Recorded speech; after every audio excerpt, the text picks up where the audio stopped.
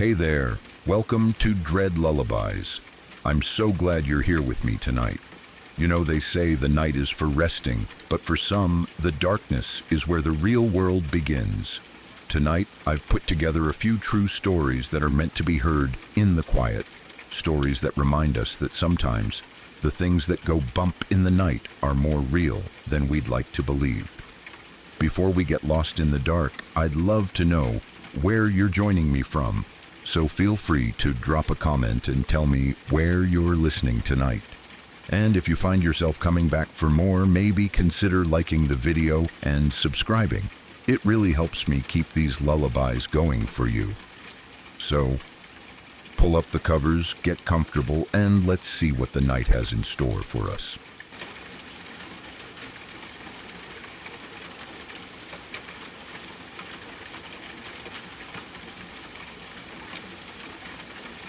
When I think back to that night now, it still feels strange and almost unreal, like remembering a scene from a movie that happened long ago.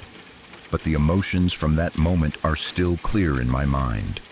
What made it so frightening wasn't darkness, strangers, or anything supernatural. The fear came from inside my own home. It came from watching something break between people who were supposed to care about each other.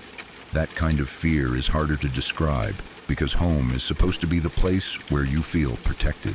At the time, I was still living with my family. Our house wasn't perfect, but for most of my childhood, it had always been stable enough that I felt safe there. Like many families, we argued sometimes. There were disagreements, raised voices, and moments where people walked away angry. But usually those arguments passed and life continued as normal. Over time, though, things started to change. There had been tension building in the house for months. It was the kind of tension you could feel even when nobody was speaking. Small disagreements turned into longer arguments. People became shorter with each other. Conversations that should have stayed calm turned into shouting matches.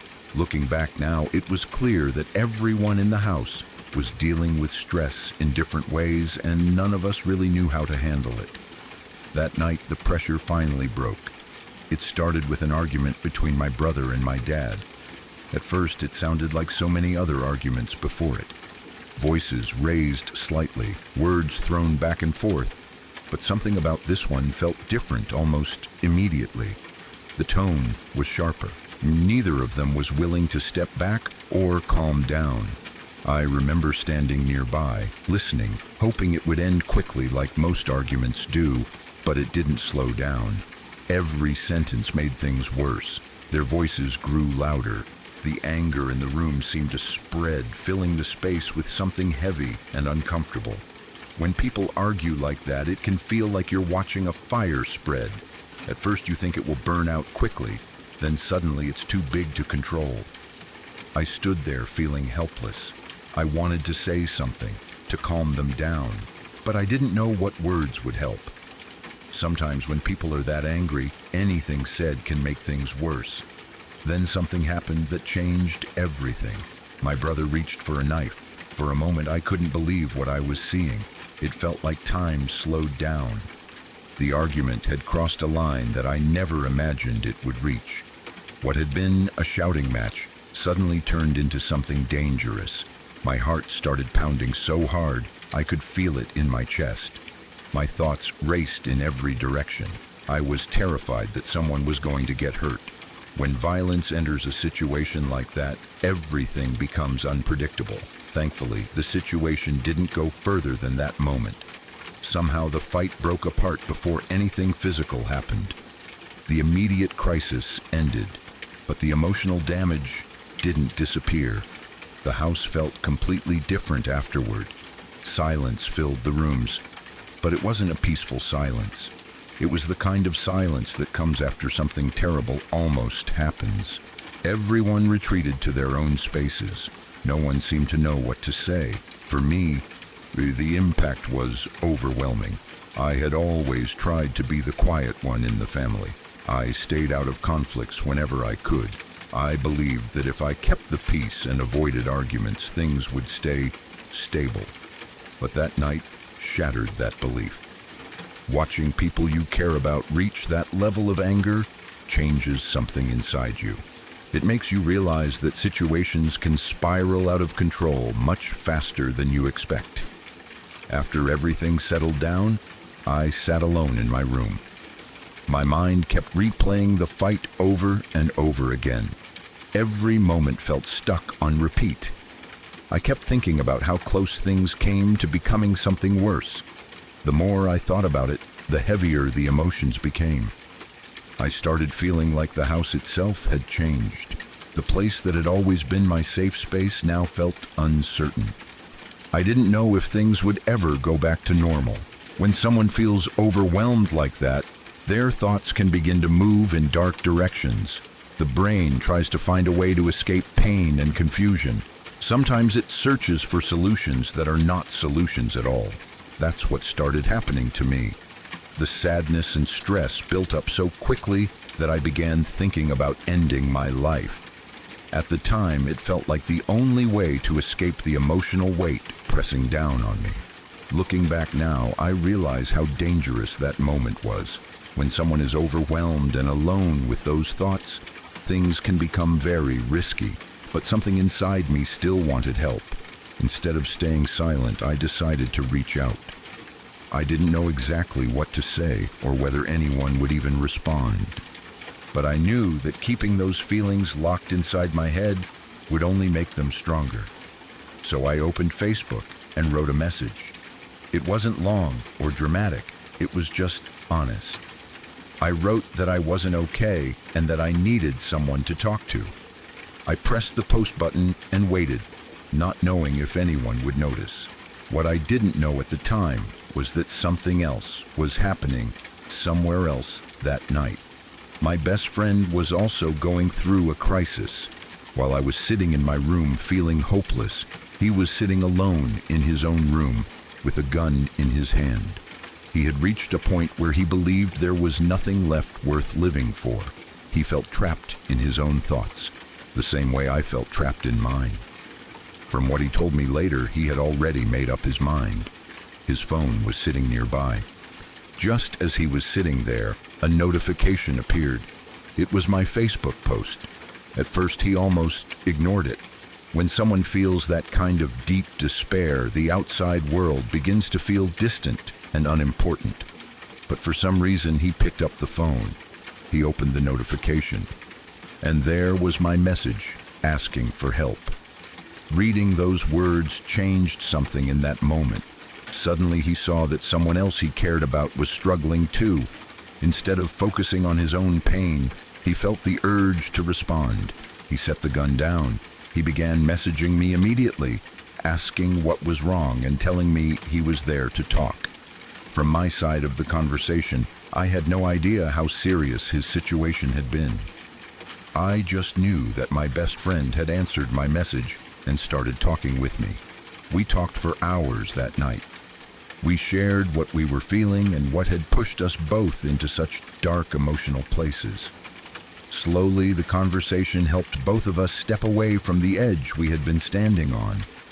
Later, when he told me the full story about what had been happening on his end, it shook me deeply. If I hadn't posted that message asking for help, he might never have picked up his phone. And if he hadn't responded to me, I might have continued spiraling deeper into my own thoughts. In a strange and unexpected way, we helped save each other that night. Neither of us planned it. Neither of us knew the other person was struggling so badly. It was just two people in pain reaching out at the same moment. That experience changed how I see asking for help. Many people believe they need to handle their problems alone. They worry about being a burden or think that others won't understand. But reaching out can create connections that pull people back from very dark places. That simple message I wrote didn't just bring someone to support me. It gave my friend a reason to stop and think when he felt like giving up. Sometimes the smallest actions can have powerful effects. A message, a reply, or a conversation can shift someone's path in ways we can't predict. When I think about that night now, I still remember how heavy everything felt in the beginning. But I also remember how connection changed everything. Two people were standing on the edge of despair at the same time, and because one person asked for help and the other chose to answer, both of them stepped back from that edge together.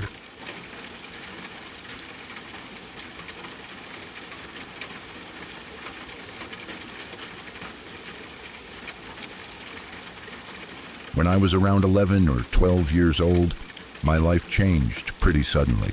My parents had just separated, and the divorce process had started. It was a confusing time for me. Everything that had once felt stable was shifting all at once. We sold the house I had grown up in, and my mother and I moved somewhere completely different. The place we moved to was a farm several miles away from town, tucked off a random dirt road that most people didn't even know existed. The road was called Mitchell Road. From what I later learned, it had been named after a farmer who used to own the land many years earlier. The area was deep in rural New York. When people imagine forests in upstate New York, they're not exaggerating. The trees are dense, and the roads can twist and climb through hills in ways that make you feel cut off from the rest of the world. Mitchell Road itself was about a mile long. It started at the main road and wound uphill through thick forest. The deeper you went, the quieter everything became. About halfway up the road there was a small pond.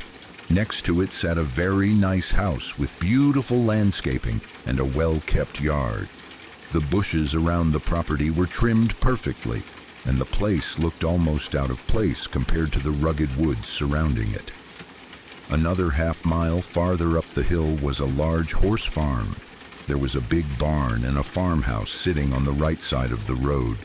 Across from that, on the left side, was the property where we lived. Our home was a strange combination of buildings. The place had once been a working farm, and parts of it had been repurposed over the years.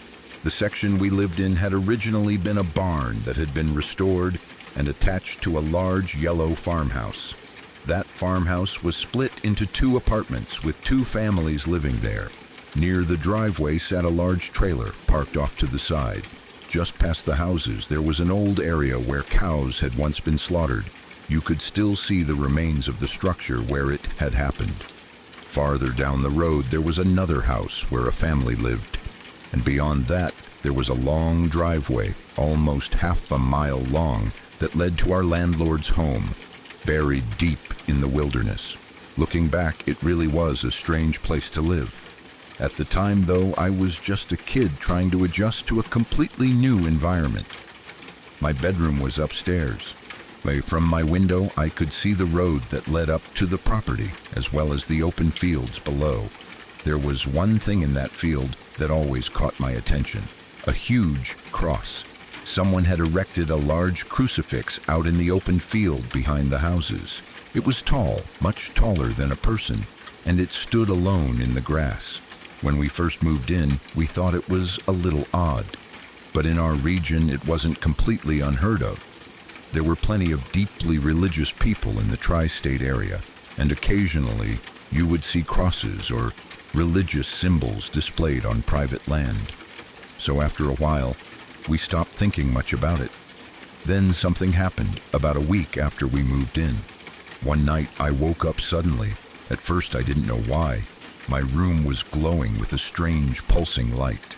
It was bright enough that I could see the walls, the furniture, and the shadows of trees moving across the room. My first thought was that the house might be on fire. But then I noticed the shadows of branches moving across the walls. That meant the light wasn't coming from inside the house. It was coming from outside, somewhere behind the trees. Curious and a little nervous, I got out of bed and walked over to the window. What I saw next is something I have never forgotten. The cross in the field was completely illuminated. Bright light surrounded it, casting long shadows across the ground. Around the base of the cross were several small fires burning in a circle. For a moment, I couldn't make sense of what I was seeing. Then I noticed movement. Beyond the ring of fire, shapes were moving through the light. At first, they were just dark figures shifting in the shadows, but as my eyes adjusted, the shapes became clearer. They were people, and they were on horseback. They were wearing long black robes, and their heads were covered with pointed hoods. As the horses moved through the light of the fire, I could see the riders clearly enough to realize what I was looking at. The robes moved in the wind, and the firelight flickered against them. I stood there staring out the window, trying to understand what was happening. My mind raced through possibilities. Was this some kind of religious gathering? Some strange local tradition I had never heard about? But the scene felt wrong. The firelight, the dark robes, the silent figures moving slowly around the cross. It all felt unsettling. I don't know exactly what happened next. The last thing I remember is standing at the window watching the riders circle near the fires. After that, everything goes blank. Apparently, I must have fainted or collapsed, because I woke up back in my bed sometime later. The next morning, my mom came upstairs to wake me for school. The moment I opened my eyes, the memory of what I had seen the night before came rushing back. I went straight to the window. The cross was still standing in the field, and it was still smoking. The cross itself looked like it was made of metal, white or silver with blue trim along the edges. Around its base, the grass was scorched, and thin wisps of smoke still rose into the morning air. The fires from the night before had burned out, but the ground clearly showed where they had been. After school that day, I went outside and walked toward the field. I wanted to see if there was any proof that what I saw had really happened. There was. The dirt showed deep horse tracks where animals had walked through the area. Near the edge of the field, I found several empty liquor bottles lying in the grass. The whole thing felt unreal. When I told my mom what I had seen, she took it very seriously. We didn't stay on that property much longer after that. The situation made her uncomfortable enough that she decided we should leave. For a short time after we moved, she even put me in therapy to make sure I was okay. What I had seen had shaken me badly. For years, I tried not to think about it too much. It was one of those memories that stayed buried in the back of my mind. The first time I really talked about it was during those therapy sessions. The only other time I revisited the story was much later in life. There were other strange things about that road, too. Not long ago, I heard about a young couple who had died in a car crash on Mitchell Road. The accident happened early in the morning, around 5 o'clock. Somehow, nobody discovered the wreck until the next day. By the time anyone found them, it was too late. The couple wasn't from the area, and no one knew why they had been driving on that road. Their families didn't know either. That road always seemed to have strange stories connected to it. Years later, when I was in high school, I ran into the older couple who lived in that beautiful house near the pond. They both worked at my school, and the woman was the school nurse. One day I mentioned to her how strange that road had always felt. She looked at me and said something that stuck with me. "Well," she said, "Old Man Mitchell was known to be an occultist years ago." According to her, the man who originally owned the land had a very unusual lifestyle. She claimed he had a large family, around 25 people, including multiple wives. She also said that rituals and sacrifices were rumored to take place on the property near that cross, often during full moons. I don't know how much of that story was true and how much was local legend, but hearing that explanation made me wonder if what I saw that night had something to do with the same traditions. Maybe the family still practiced those rituals. Maybe what I witnessed was one of those gatherings. All I know is what I saw from that window: the glowing cross, the fires, and the riders in dark robes circling in the field. It was one of the most unsettling moments of my childhood, and even now, years later, I can still picture the scene clearly in my mind.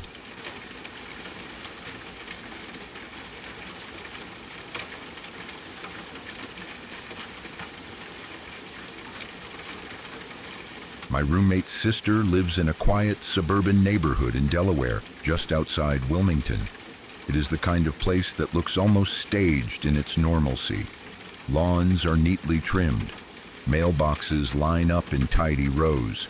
People wave when they pass each other. In the evenings, kids ride their bikes in circles while parents stand on driveways chatting about work and school.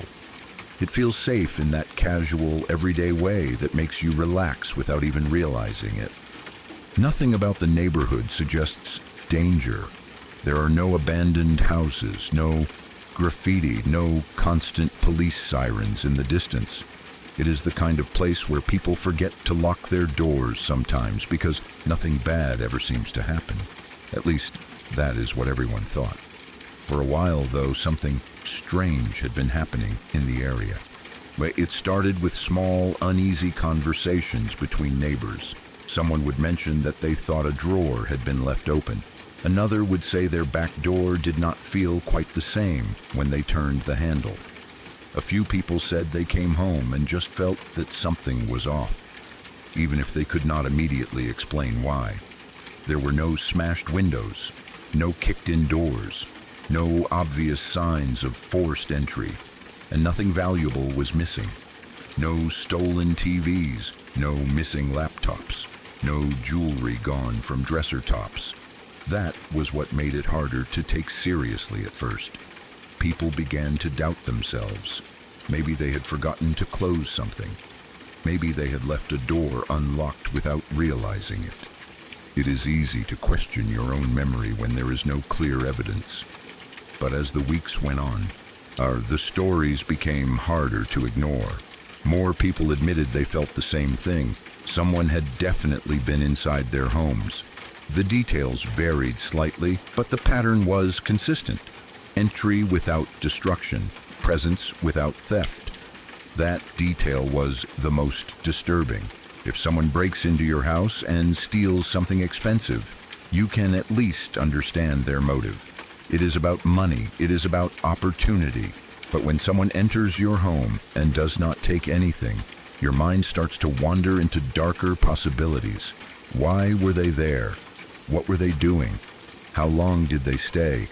My roommate's sister lived alone. She was not careless. She locked her doors and windows. She paid attention to what was going on around her. She knew about the strange incidents in the neighborhood. But like many others, she assumed it would not happen to her. Then one afternoon, she came home from work like she always did. From the outside, nothing looked unusual. Her house stood quietly among the others. No broken glass, no open windows, no sign that anyone had been near it. She unlocked the front door and stepped inside. Everything seemed normal at first. The living room was the same. The kitchen was undisturbed. There were no overturned objects or scattered belongings. She walked toward her bedroom. When she opened the door and looked at her bed, she froze. Lying neatly on her pillow was a pair of men's boxers. They were not tossed casually. They were not crumpled. They were placed deliberately centered on the pillow where her head would normally rest. For a moment, she simply stared at them, trying to make sense of what she was seeing. She lived alone. She was not in a relationship. No male friends had been over. There was no explanation that made sense. The realization hit her quickly. Someone had been in her house, not just in the common areas, but in her bedroom, in the most private space she had. She did not search the house. She did not investigate further. Her instincts took over immediately. She backed out of the room, left the house, and locked the door behind her. From outside, she called the police. Her voice was shaking as she explained what she had found. Officers arrived quickly. She met them outside and told them about the previous break-ins in the neighborhood. She described exactly where the underwear had been placed and emphasized that she lived alone. They approached the front door. That was when they noticed something else. The door was unlocked. She was certain she had locked it when she arrived home. She clearly remembered turning the key, but now it was unlocked. That detail made the situation far more terrifying. If the door had been unlocked when the police arrived, It meant someone could have still been inside the house after she first entered. It suggested that whoever left those boxers might not have left immediately. They could have been hiding somewhere while she stood in her bedroom doorway, staring at her pillow. The officers searched every part of the house. They checked closets under the bed, behind shower curtains, inside the garage.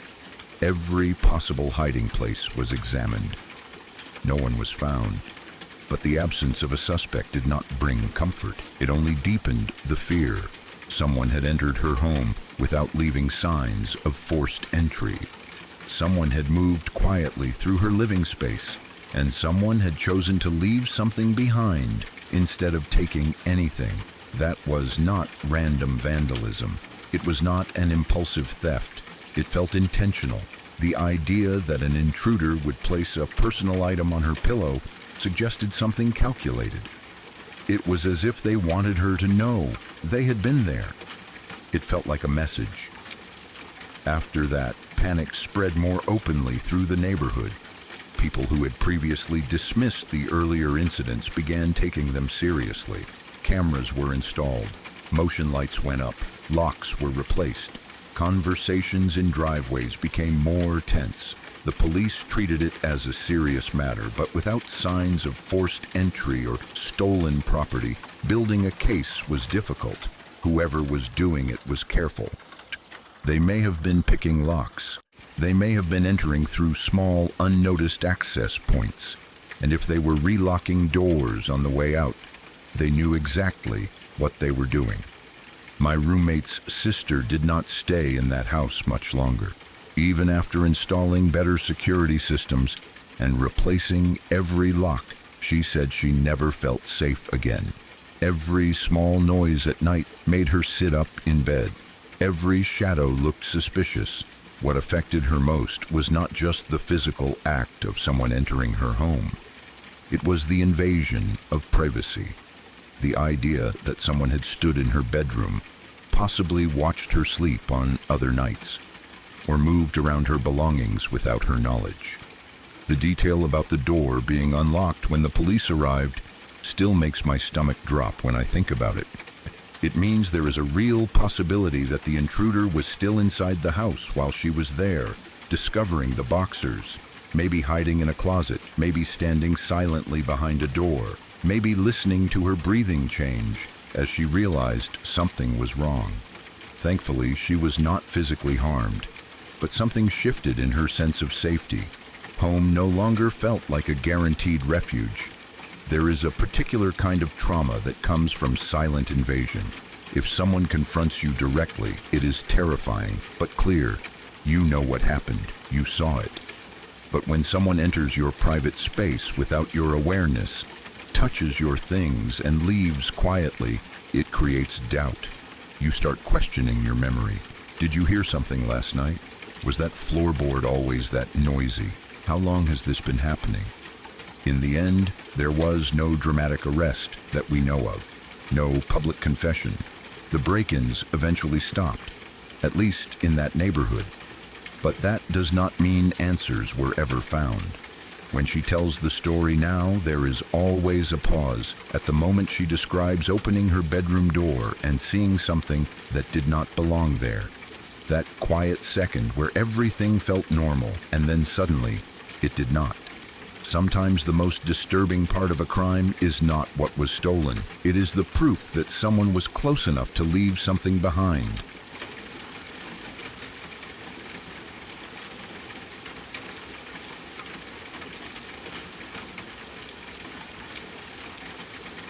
When I was growing up, there were a lot of things happening around my family that my brother and I didn't understand at the time.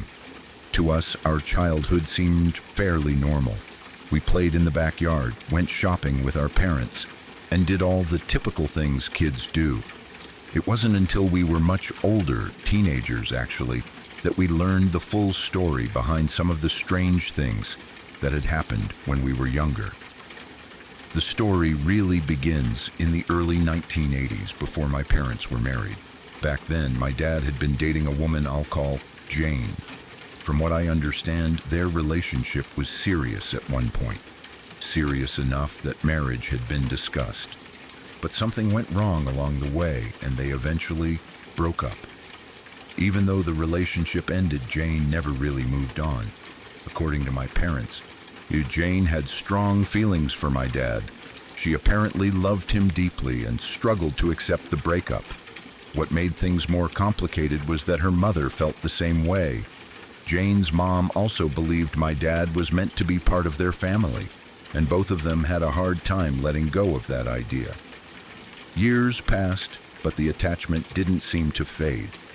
From what my parents told us later, Jane had problems with substance use.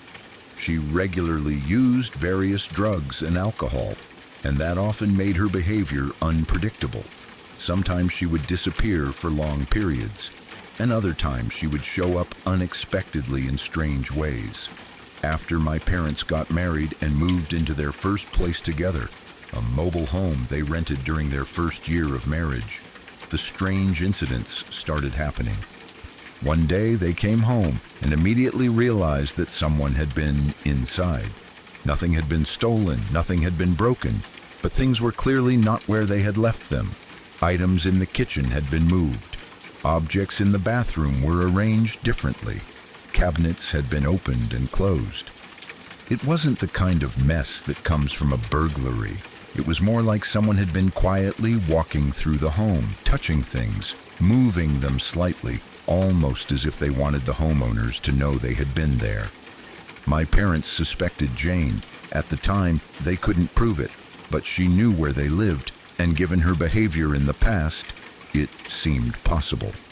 Years later, after my parents had moved to a different house, something similar happened again. Once again, they returned home to find signs that someone had been inside. Items had been rearranged in the kitchen and bathroom. Nothing had been taken, but this time there were two things left behind. On the couch, there was a tube of red lipstick, and on the kitchen counter there was an open can of Dr. Pepper. That detail stood out because my parents were both die-hard Mountain Dew drinkers. They almost never had other soda in the house.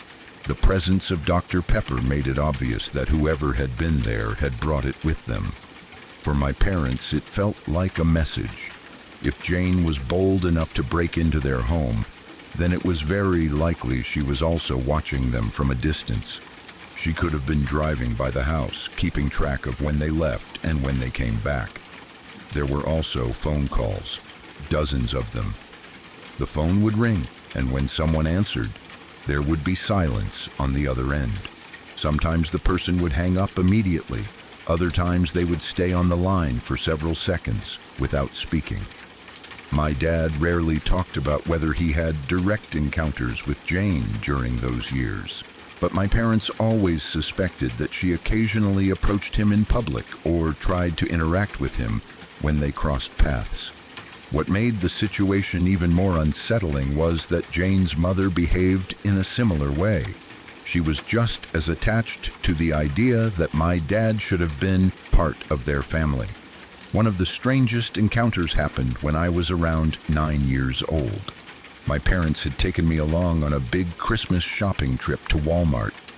It was one of those marathon shopping days where we were gathering gifts for a lot of relatives. My parents liked putting together gift bags with small items inside, and we were preparing about 20 of them.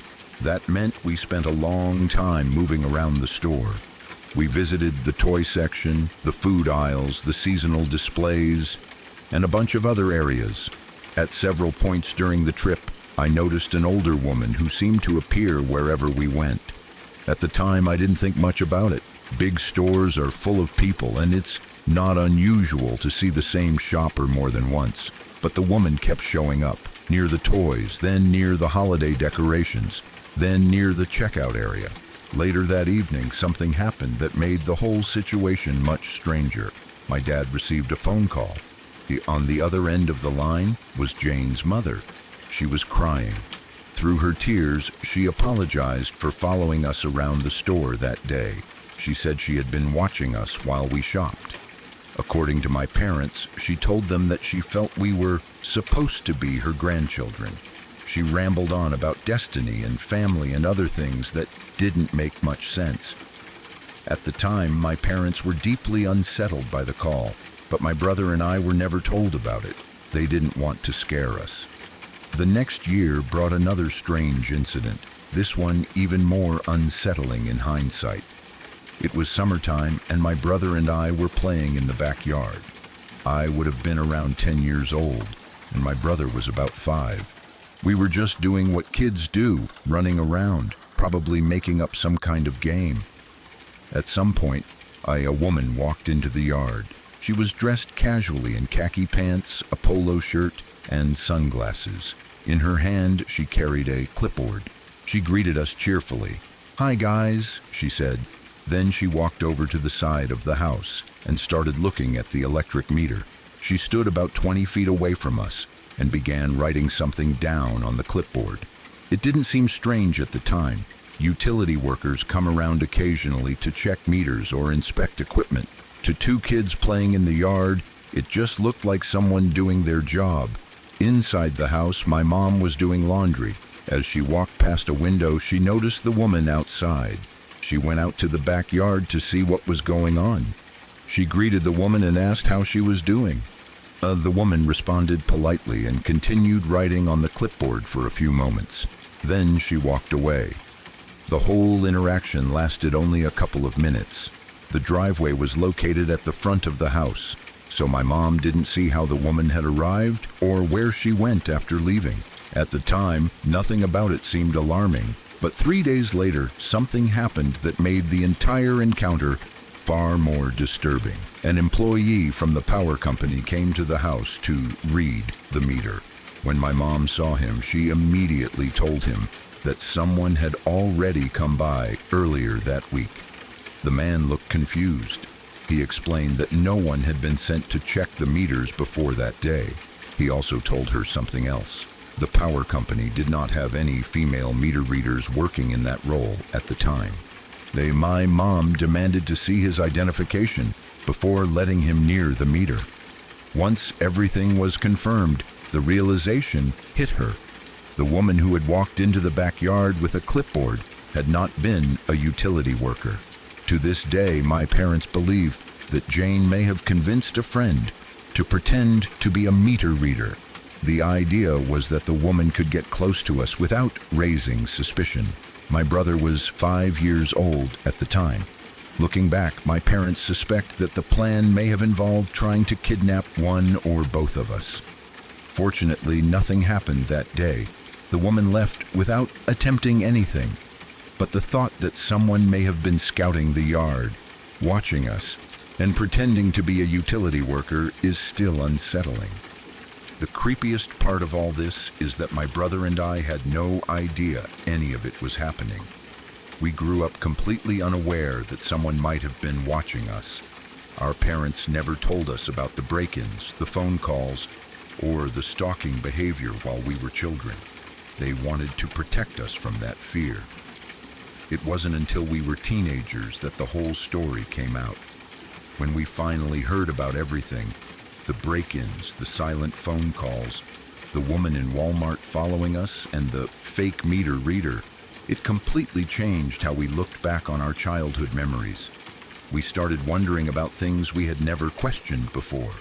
Had Jane or her mother been watching us at other times? Had they attended school events or community gatherings just to see us from a distance? Or had they only appeared occasionally, on choosing moments when they thought no one would notice? We'll probably never know. What we do know is that the situation lasted for years. The obsession didn't fade quickly, and the strange thing about obsessive people is that sometimes they don't see their actions as threatening. In their minds, they believe they are simply reclaiming something they lost.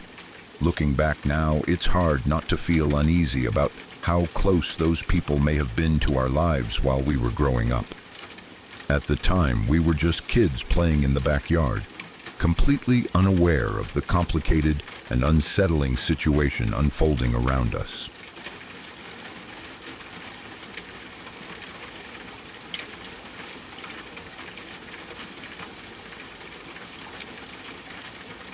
When this was happening, I lived alone in a small apartment that had a simple layout. It wasn't a large place at all. When you walked in through the front door, you stepped into a tiny living room area. Off to one side, there was a small kitchen that opened into the same space. A short hallway led to the bedroom, the bathroom, and a closet. At the far end of the living room, there was a door that opened to a very small balcony. The balcony was barely big enough for a chair and a couple of plants. I hardly ever used it. Most of the time, the door stayed closed, and the light out there stayed off. At first, nothing about the apartment felt strange. It was quiet in the normal way apartments can be quiet at night. Occasionally, you would hear distant sounds from other units in the building or from the street outside, but nothing unusual. Then the footsteps started. The first time I heard them, I was in bed trying to fall asleep. It was late and the apartment was dark. The only sound was the faint hum of the refrigerator in the kitchen and the occasional car passing outside. Then I heard what sounded like someone walking across the living room floor. It was slow and steady, like a person pacing. The sound began near the middle of the living room and moved toward the balcony door. Then it stopped for a moment. After a second or two, the footsteps returned, moving back the same direction, back and forth. At first, I thought maybe I was imagining it. When you're lying in bed at night, small noises can sound bigger than they are. Old buildings creak, pipes shift, floorboards settle. But this didn't sound like creaking wood. It sounded like footsteps. I stayed completely still under the covers, listening. My heart started beating faster, and I felt that familiar tension that comes when your brain senses something is wrong, but you don't yet understand what it is. The sound eventually stopped. I lay there for a long time afterward, staring into the darkness, wondering if I should get up and check. But I didn't. Fear kept me where I was. Instead, I pulled the covers up higher and waited until exhaustion finally pushed me to sleep. The next night, it happened again. This time, I was in the bathroom getting ready for bed when I heard it. The same pattern. Someone, or something, walking slowly across the living room floor toward the balcony and then back again. The apartment was small enough that you could hear movement clearly from anywhere inside. I froze in the bathroom doorway and listened. Step, step, step, pause. Then the steps going the other direction. It sounded exactly like someone pacing. My mind raced through explanations. Maybe someone had broken in. Maybe a neighbor upstairs was making noise that somehow sounded like it was inside my apartment. But the footsteps sounded too close, too clear. I stayed in the bathroom for several minutes before finally stepping into the hallway and looking toward the living room. There was nothing there.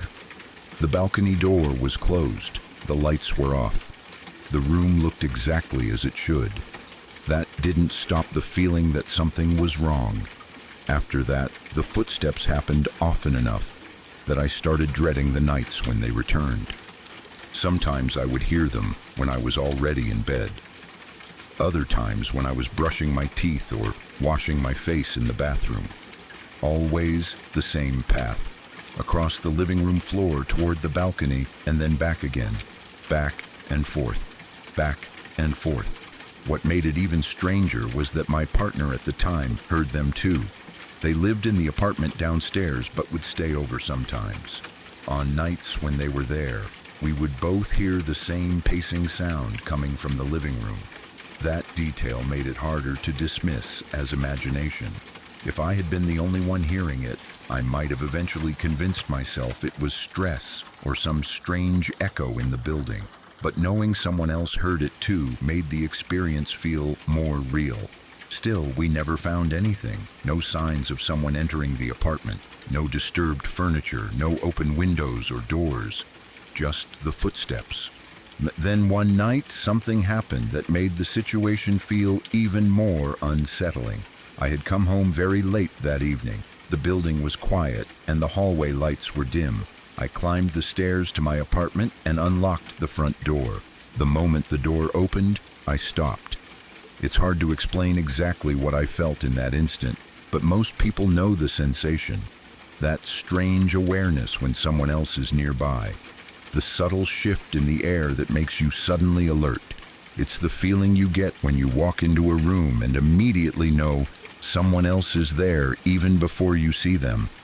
That was the feeling I had standing in my doorway. The apartment was dark, but I knew something was different. Then I noticed the light. The small light on the balcony was on. I never turned that light on. I hardly used the balcony at all. Seeing it glowing through the glass door immediately made my stomach drop. For a moment I just stood there, frozen in the doorway. Every possibility ran through my head at once. Someone could be inside. Someone could be hiding. Someone could have been waiting for me to come home. I didn't think about leaving or calling someone. Instead, I reacted in a way that surprised even me.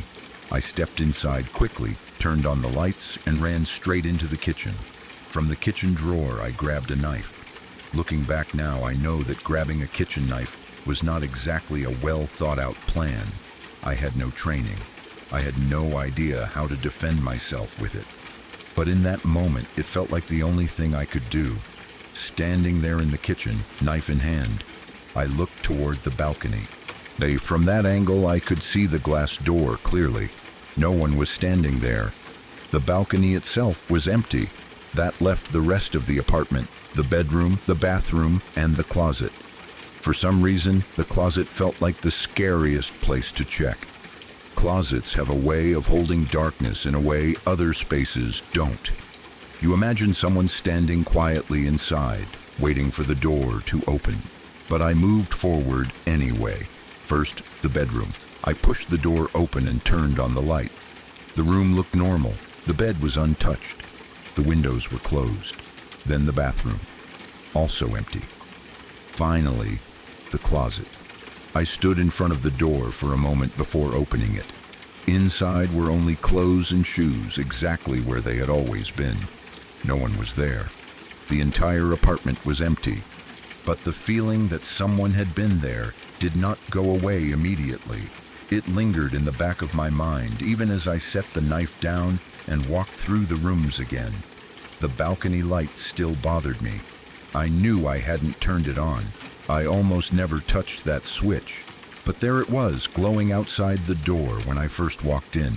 Maybe I had turned it on accidentally earlier and forgotten. Maybe there was some electrical quirk with the switch. Feelings alone don't prove anything. But that night, the sense that someone had been in the apartment felt very real, and the footsteps didn't stop after that. For a while, I continued hearing them pacing across the living room floor late at night, toward the balcony and back again. Eventually, the sounds became less frequent. Maybe I grew used to them. Maybe I stopped noticing them as much. Or maybe they stopped. I still don't know what caused them. Buildings make strange noises, floorboards expand and contract, pipes echo. Sound from other apartments can travel through walls in ways that make it seem like it's inside your own home. Those explanations are probably the most reasonable ones. Still, every now and then, I think back to that night when I opened the door, saw the balcony light on, and felt that unmistakable awareness that someone was already inside. Maybe it was just my imagination, but for a long time after that, whenever I heard those footsteps crossing the living room floor, it was impossible not to wonder if something was walking there when no one else was.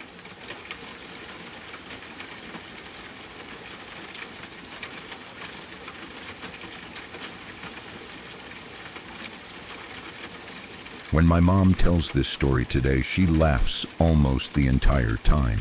It has turned into one of those family stories that gets repeated at gatherings, the kind where everyone already knows the ending but still enjoys hearing it again.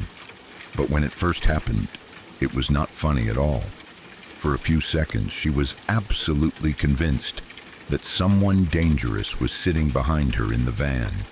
At that time, my mom worked in Oshawa, Ontario, at the General Motors headquarters building. The building sits right near a wide stretch of marshland. Around that area there are walking and biking trails that run through wetlands, trees, and open fields. During the daytime, the place is actually very beautiful. Employees sometimes take walks there during lunch breaks or after work. It can feel peaceful and quiet, a nice escape from the busy office environment. But once the sun goes down, the same area feels very different. The trails run close enough to the GM property that someone leaving work could easily walk straight onto them. At night, the marshland gets dark quickly, and there are long stretches where there are no buildings or streetlights nearby. The quiet that feels relaxing during the day can feel eerie after dark. Normally, that was just part of the environment. People were used to it. The building had security, and the parking areas were lit. Most employees simply walked to their cars and went home. Then one day, everything changed. News spread through the building that a violent sexual assault had taken place on one of the trails just off GM property. It did not happen inside the building itself, but it was close enough to make people uneasy. Suddenly, the trails that had once been a pleasant feature of the area started to feel threatening. Management quickly sent out a warning to employees. The message was especially directed toward women who might be leaving work after dark. They were advised to request a security escort if they were walking to their vehicles at night. From that point on, the security guards at the entrance began asking female employees directly if they wanted someone to walk them out. My mom often worked late shifts. That meant that when she finished for the night, the building was quieter than it had been earlier in the evening. The parking lot might still have cars, but there were fewer people walking around. One night she finished her shift and headed toward the front doors. As she approached the exit, the security guard at the desk stopped her. He politely asked if she would like a security escort to her vehicle. The guards had been instructed to offer this to every woman leaving after dark since the assault had happened. My mom looked out through the glass doors toward the parking lot. Her van was parked pretty close to the entrance. In fact, it was close enough that the guard could easily see it from his post. She thought about it for a second and then said, "No thanks, but maybe keep an eye out for me." It seemed safe enough. The guard was right there, and the van was not far away. It would only take a few seconds to walk across the lot, so she stepped outside and started heading towards the vehicle. The night air felt cool, and the parking lot lights cast bright pools of light on the pavement. But beyond those lights, the darkness stretched out toward the marshland. The wind moved softly through the grass, making faint rustling sounds that carried through the quiet. She reached the van and turned back for a moment. The guard was still standing at the entrance, watching the parking lot just like he said he would. She gave him a quick wave to signal that everything was fine. He nodded back. Then she opened the driver's door and climbed inside. The moment she shut the door, the quiet of the van surrounded her. The interior was dark except for the faint glow from the dashboard lights. And then she heard a voice. "Let's be friends." The words came from directly behind her. They were clear, not muffled, not distant. It sounded exactly like someone sitting in the back seat had just spoken out loud. For a split second, her mind could not process what was happening. Then the earlier warning about the assault flashed into her thoughts. The idea that someone might have hidden in the van suddenly felt very real. Her body reacted instantly. She threw the driver's door open and practically launched herself out of the van. She did not even look back.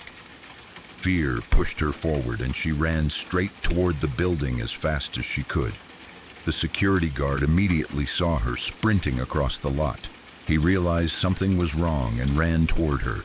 They met about halfway between the van and the entrance. She was breathing hard and trying to explain what had happened. She told him that someone was in the back seat of her van. She had heard a voice speak right behind her. The guard did not hesitate. He turned and continued running toward the vehicle while she stayed where she was, trying to catch her breath. Her heart was racing. Her mind was spinning with possibilities. Had someone followed her from the trails? Had someone slipped into the van while she was inside the building? Meanwhile, the guard approached the van carefully. He looked through the windows first. Then he opened the back door. From where my mom stood near the building, she could not see clearly what he was doing. The parking lot lights cast long shadows across the ground, and the van partially blocked her view. After a few seconds, the guard stood upright and waved his hand toward her. It was the universal signal for "come here." She slowly walked back toward the van, still unsure what she was about to see. When she reached the vehicle, the guard stepped aside and gestured toward the back seat. Sitting there was something very familiar. It was my brother's Teddy Ruxpin. For anyone who remembers the 1980s, Teddy Ruxpin was a popular talking teddy bear. It had a built-in cassette mechanism that allowed it to move its mouth and tell stories. Some versions also reacted to sound. Apparently, this one had a sound activation feature. One of the phrases programmed into the toy was, "Let's be friends." When my mom had slammed the van door after getting in, the noise had triggered the toy. So in the darkness of the van, from the back seat, the teddy bear suddenly spoke. "Let's be friends." The guard explained this while trying not to laugh too hard. My mom stood there staring at the bear for a moment as everything finally made sense. The fear that had flooded her body a minute earlier drained away just as quickly. In its place came a wave of relief, and then embarrassment. Finally, she started laughing. Within less than a minute, she had gone from thinking she might be in serious danger to realizing that the voice behind her had been coming from a stuffed animal. The guard was laughing by that point too. The tension that had filled the moment disappeared almost instantly. My mom climbed back into the van again, this time making sure to check the back seat first. The Teddy Ruxpin just sat there like always, completely harmless. But for a few seconds earlier that night, it had been the most terrifying thing imaginable. When she tells the story now, she always says, the funniest part is how quickly her mind jumped to the worst possible conclusion. The warning about the assault had been fresh in everyone's mind, so when she heard a voice behind her, her brain instantly connected the two. In reality, it was just a toy responding to the sound of a door slamming. It is one of those strange moments where fear and humor collide. A situation that feels absolutely terrifying in the moment turns into something you laugh about for years afterward. And somehow, a small talking teddy bear managed to scare a grown adult more effectively than any ghost story ever could.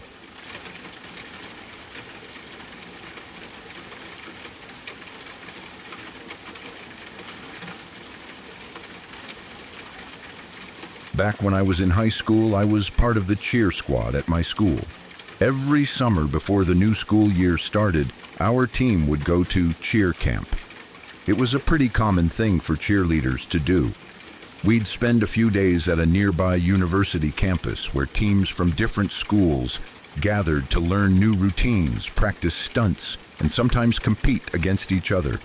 It was supposed to be a fun experience, a mix of training and hanging out with your teammates. For most of the girls, it really was exactly that. They treated it like a big sleepover mixed with cheer practice. During our free time, they'd blast music, run up and down the dorm hallways, laugh loudly, and just act like teenagers away from home. A lot of them loved the energy of being around each other all the time. I was a little different. I liked my teammates well enough, but I wasn't really the loud or rowdy type. When we had downtime between practices, I usually preferred to sit somewhere quiet. I'd read a book, listen to music on my little boombox, or just relax away from the chaos. We were staying in the university dorms during the camp. The rooms were simple. 2 or 3 beds, some desks, a closet, and one window looking out over the campus grounds. I shared a room with 2 other girls from the team, but they were almost never in the room during our breaks. They usually went across the hall where most of the other girls gathered. The room across from ours was basically the social hub for the whole squad. Music would be blasting from a stereo, girls dancing or laughing, people yelling across the hallway. They always kept their door wide open so people could wander in and out. Because of that, I kept our door closed when I stayed in the room. It helped block out some of the noise so I could actually hear my own music or focus on whatever I was doing. One afternoon during some downtime, I was lying on my stomach on the floor in front of my boombox. I had my headphones off because I was just listening to the music quietly through the speakers. My head was turned away from the dorm door. I was facing the wall and not really paying attention to anything else. Then I heard a voice, a female voice, very clear but soft. Almost like someone whispering right behind me. It said, "Turn around." The words were so distinct that I immediately reacted. I pushed myself up a little and turned my head toward the door. There was no one there. The door was still closed, just like I had left it. The room looked exactly the same. No one standing behind me, no one entering the room. At first, I assumed one of the girls from across the hall had opened the door, said something, and then left again before I turned around. But when I looked carefully, the door was still shut. I shrugged it off and went back to lying on the floor. I told myself it was probably just noise carrying through the hallway.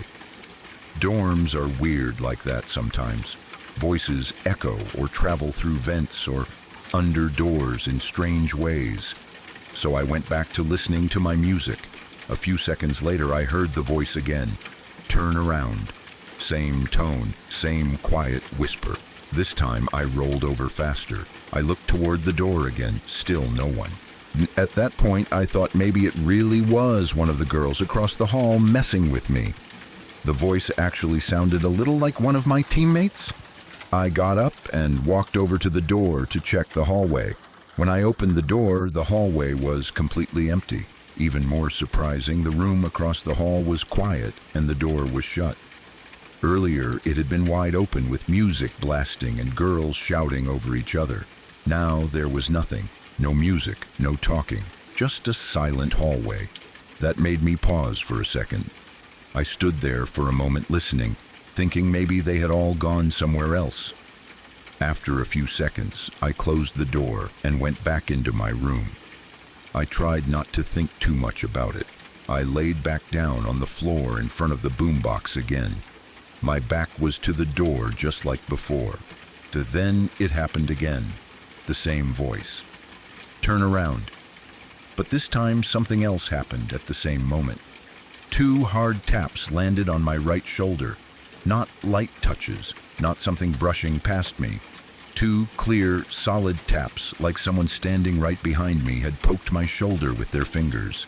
I froze for about half a second. Then my brain went straight into panic mode. No way, absolutely not.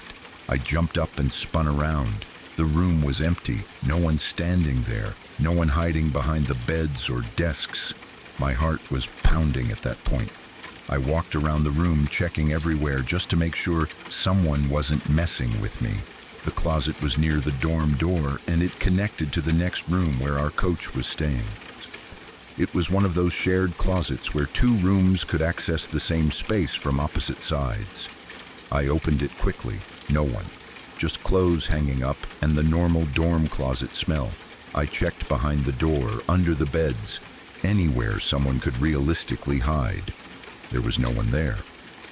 At that moment, I decided one thing very clearly. There was no way I was staying in that room alone. I grabbed my stuff and went straight across the hall into the other room where all the girls usually hung out. This time, the room was full again. Music playing, girls talking, everyone acting normal like nothing had happened.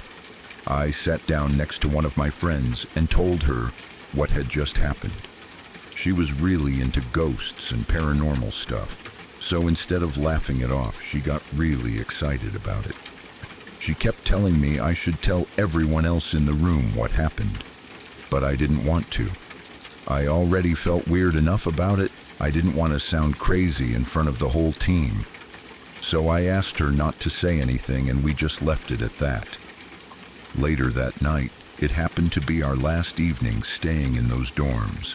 After practice and dinner, everyone gathered in one of the rooms to hang out before we left the next morning. Our coach was there with one of her friends who worked at the university. They started telling ghost stories, which is pretty typical when you have a group of teenagers sitting around late at night. They told a few random stories first, the usual spooky stuff meant to scare people before bedtime. Then they told one final story. They started talking about the area where we had been practicing earlier in the week. It was a grassy space near a white gazebo on campus. The coach's friend explained that the gazebo had originally been built for a wedding.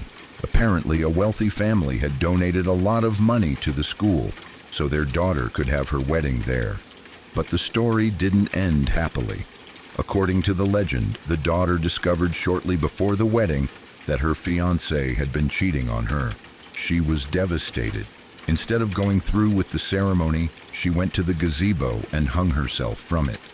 The story claimed that people sometimes reported strange things happening near that gazebo afterward. As they were telling this story, I suddenly remembered something. The gazebo had been the very first thing I noticed when I was assigned my dorm room. It was right outside our window. If I stood near the window and looked out, I could see it clearly sitting on the grass. I don't know if the story about the wedding was true. It could have been just another campus legend. But when my friend suddenly spoke up and said, "You should tell them what happened earlier," the mood in the room changed immediately. Everyone turned to look at me. Reluctantly, I explained what had happened in my dorm room earlier that day. The voice. The repeated whisper telling me to turn around. The taps on my shoulder. As I talked, I watched my coach and her friend carefully. When they started telling the ghost stories earlier, they had been smiling and laughing along with everyone else. But when I finished describing what happened in my room, those smiles disappeared. The laughter stopped. The entire room went quiet, and that night, not a single person wanted to sleep in that dorm room again.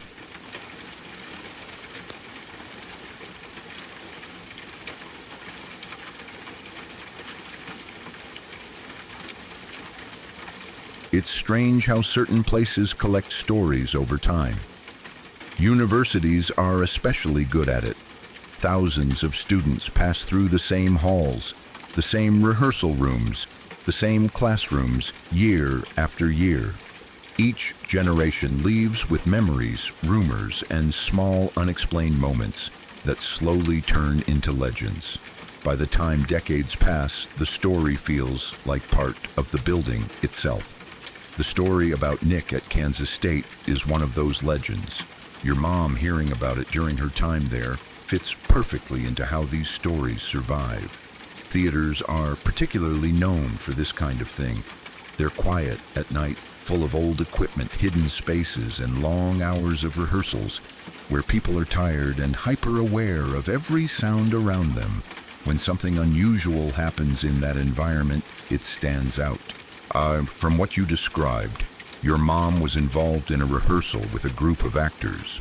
They were practicing a scene in one of the theater spaces connected to the stadium at Kansas State.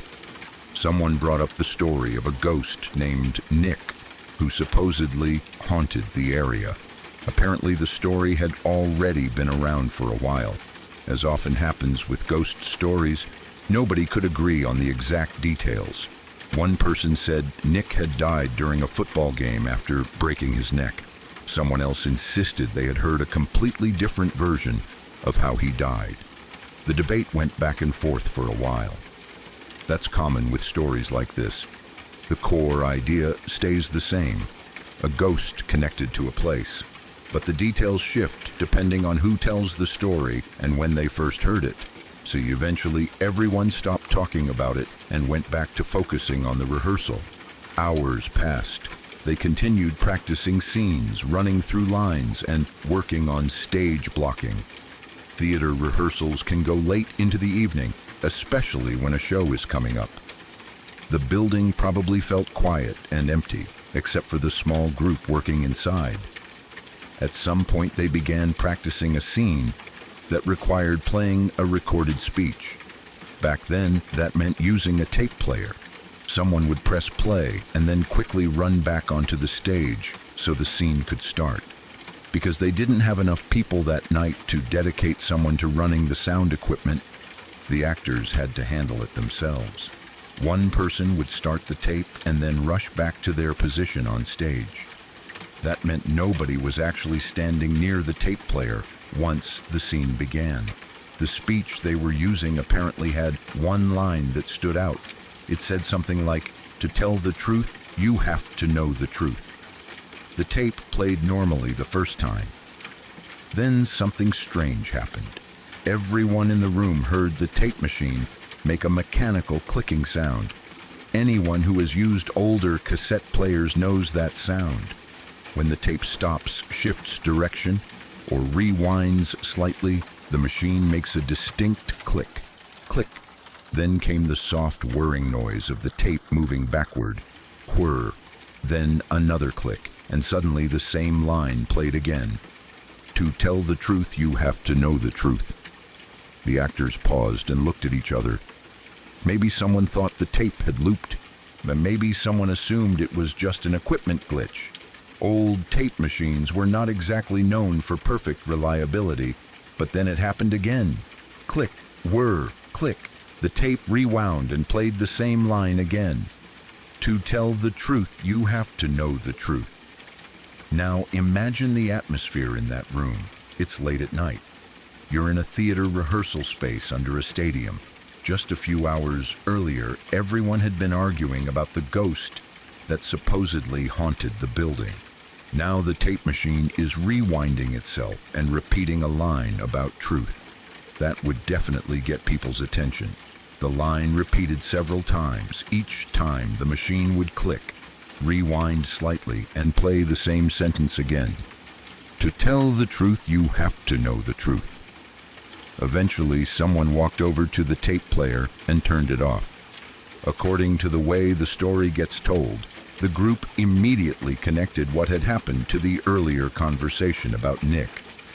Since they had been arguing about how he died, someone joked that the ghost was annoyed and trying to respond.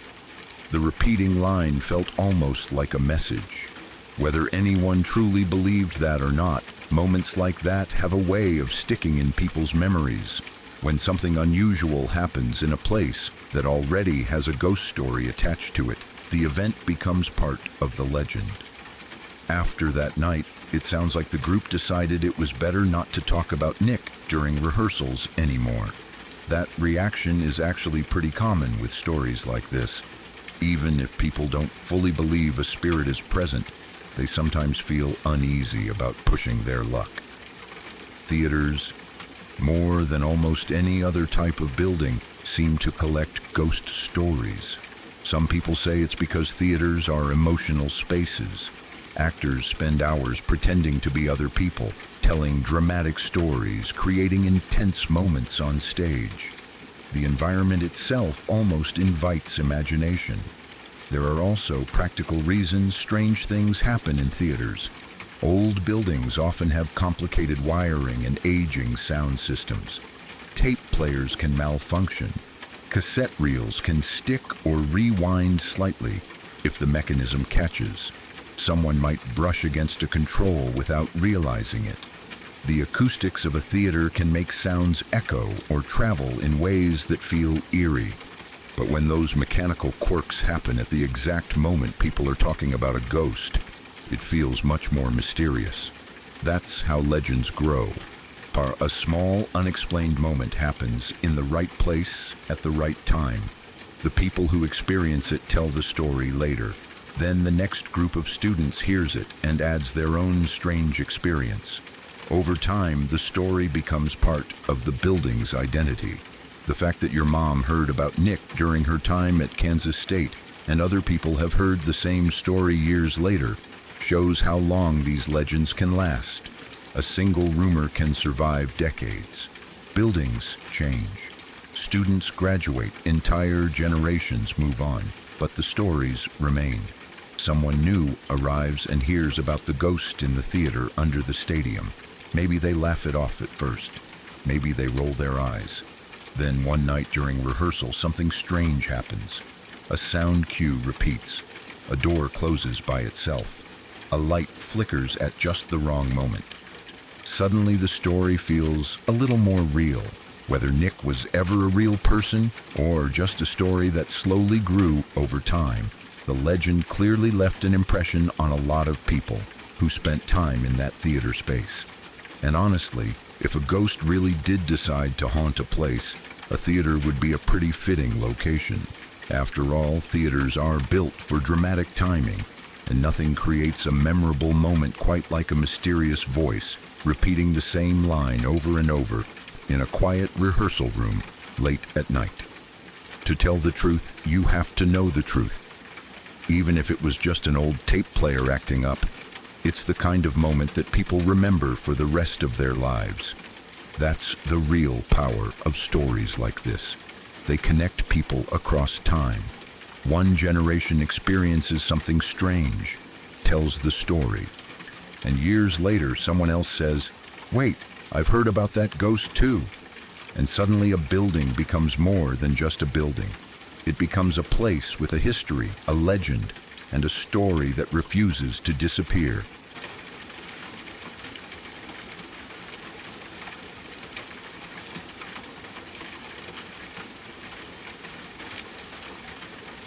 My grandfather spent many years teaching theater at Kansas State University. For most of his career, he worked inside performance spaces that had been around for decades. These were not modern buildings with polished glass walls and bright hallways. They were older structures filled with narrow backstage corridors, heavy wooden doors, and rooms that had been used by generations of actors, directors, and students. Places like that collect stories over time. Every rehearsal room, every stage, and every backstage corner seems to carry a memory of something that happened there before. Theater buildings in particular tend to gather legends. Anyone who has spent time around stage productions knows how unusual the environment can be. Rehearsals often run late into the night. Students build sets long after the rest of campus has gone quiet. Lights flicker on empty stages, and shadows stretch across large rooms where only a few people remain working. When you combine those long nights, strange lighting, and an old building full of creaks and echoes, people naturally start telling stories about things they cannot quite explain. The theater where my grandfather worked had one of those stories. In fact, it had a very specific ghost. The name that people used was Nick. The performance space itself had an unusual location. It had been built underneath the old football stadium at the university. Because of that, the architecture of the theater felt slightly different from most academic buildings. The ceilings were lower in certain areas. Some hallways curved around the structure of the stadium above. The air inside sometimes carried a faint echo that made footsteps sound louder than they should. Students who spent enough time there often said the building had its own personality. It groaned and shifted in ways that made sense for an older structure, but still caught people's attention. If you were alone in the theater late at night, you might hear a door creak in the distance or a dull thump somewhere in the walls. Over time, those ordinary building sounds slowly grew into a legend. According to the story that circulated among students and faculty, Nick had once been a football player at the university. The version my grandfather heard was that the player had been injured during a game. After the hit, he had been taken beneath the stadium to wait for medical treatment.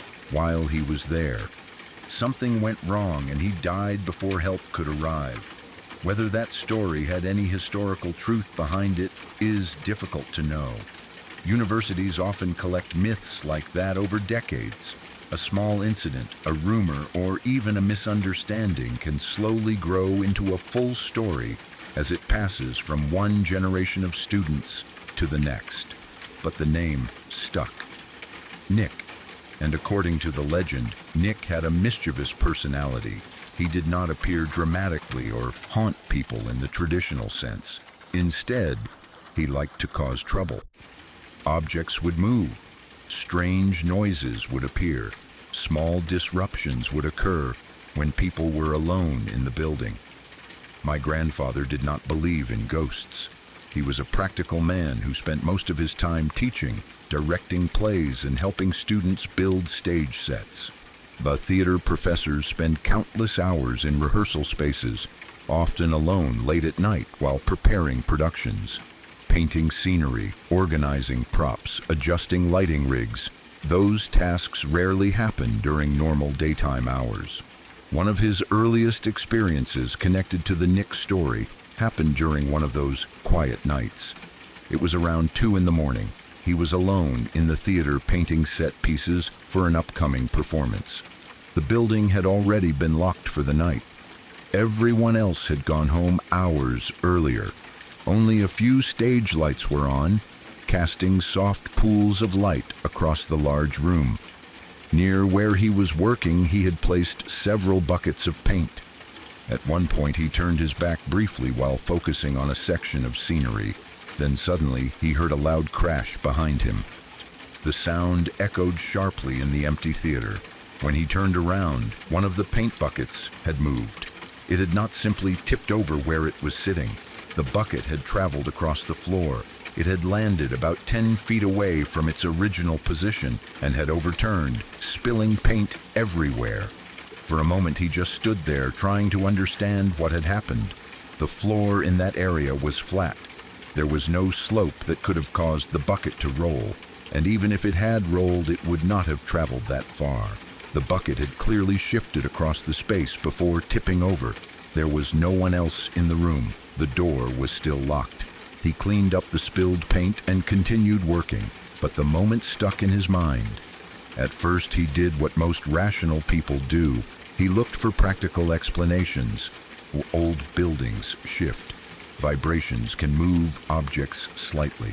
Perhaps the bucket had been placed near the edge of something. Still, when he mentioned the incident the next day, the students immediately reacted. "That was Nick," someone said. The name came up quickly because the story was already part of the theater department's culture. New students would hear about it during their first semester, usually from older students who enjoyed passing the legend along. My grandfather laughed about it at the time and dismissed the idea. But a second incident made him pause. Again, it happened late at night when he was alone in the theater. This time he had been setting up folding chairs in the performance space for an upcoming event. Anyone who has ever arranged seating for a large room knows it can take quite a while. One by one, the chairs had to be unfolded and placed into neat rows facing the stage. There were more than 100 chairs. He had spent a long time arranging them carefully so the rows were straight and evenly spaced. After working for a while, he stepped out briefly to use the restroom. He was gone only a few minutes. When he returned, the room looked completely different. The chairs were no longer arranged in rows. Every single one of them had been stacked into a massive pile. They were not scattered randomly. They were stacked together in an enormous tower of chairs that nearly reached the ceiling. The pile looked almost intentional, as if someone had taken the time to carefully build it. He stared at the scene for several seconds. Stacking that many chairs would have taken considerable effort. It would also have made a tremendous amount of noise. Metal folding chairs scraping across the floor and clanging together is not something that happens quietly, yet the building had been completely silent while he was gone. The door to the theater was still locked. After that moment, the Nick story became harder for him to dismiss entirely. He still did not say he believed in ghosts, but he admitted that some events were difficult to explain. Over the years, there were other strange incidents reported by students and staff. Sometimes tools would disappear and later show up in unexpected places. Occasionally, someone working alone would hear footsteps in a hallway, only to find no one there. But one incident involved an entire classroom of witnesses. During one class session, my grandfather and several students were working in the performance space when something unusual happened. A fire extinguisher suddenly moved across the room. It did not fall from a wall mount or slide off a shelf. According to the students who were there, it seemed to fly several feet before hitting the floor. Everyone saw it. The room fell silent immediately after it happened. Some students laughed nervously, unsure how to react. Others looked genuinely unsettled. Moments like that only strengthened the legend. Nick was no longer just a story told to scare new theater students. People began to claim they had seen his mischief themselves. In theater departments where imagination already plays a huge role in daily life, stories like that spread quickly. Each new group of students hears them from the group before. The stories grow slightly with each retelling. Late-night rehearsals, dim lighting, empty stages beneath a football stadium. It is the perfect setting for a ghost story to thrive. My grandfather always told these stories with a sense of humor. He never insisted that a ghost was responsible, but he also admitted that he had experienced things he could not easily explain. Whenever someone asked him about Nick, he would usually smile and say something like, "If he is real, he definitely likes messing with the theater department." Students loved that answer. The running joke in the theater program was that Nick had been a football player, so naturally, even after death, he still enjoyed bothering the drama students. Even in the afterlife, the jocks were still messing with the theater kids. Whether Nick was truly a ghost, a series of coincidences, or simply the result of an old building making strange noises and shifting objects, the legend became part of the identity of that theater space. Some students even developed small traditions around the story. Before performances, a few would jokingly greet Nick or leave a small prop backstage as a friendly gesture. They said it was good luck to acknowledge the theater's resident spirit. Most likely, the strange events had ordinary explanations. Old buildings settle and shift. Vibrations from the stadium above could travel through the structure. Objects might move slightly over time without anyone noticing. But when you spend enough time alone in a quiet theater at 2 in the morning, surrounded by shadows and echoes, it becomes easy to understand why people start wondering if someone else might be there too. And whether Nick was real or not, his story became just another part of the long history of that building.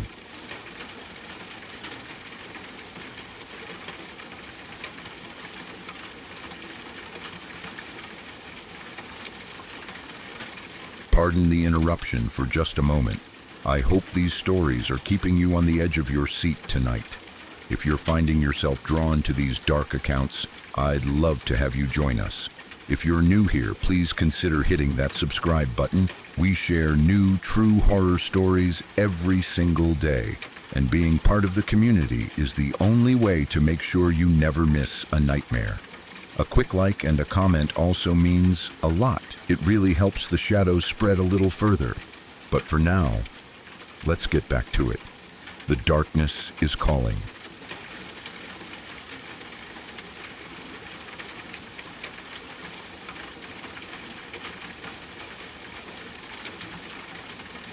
About 9 or 10 years ago, when I was still in school, I had a friend who owned a small LAN center. Back then, LAN centers were a huge part of gaming culture for a lot of people. Instead of playing alone at home, you could go to a room full of computers, connect to the same network, and play games side by side with other people. It was loud, chaotic, competitive, and incredibly fun. For many of us, it felt like a second home.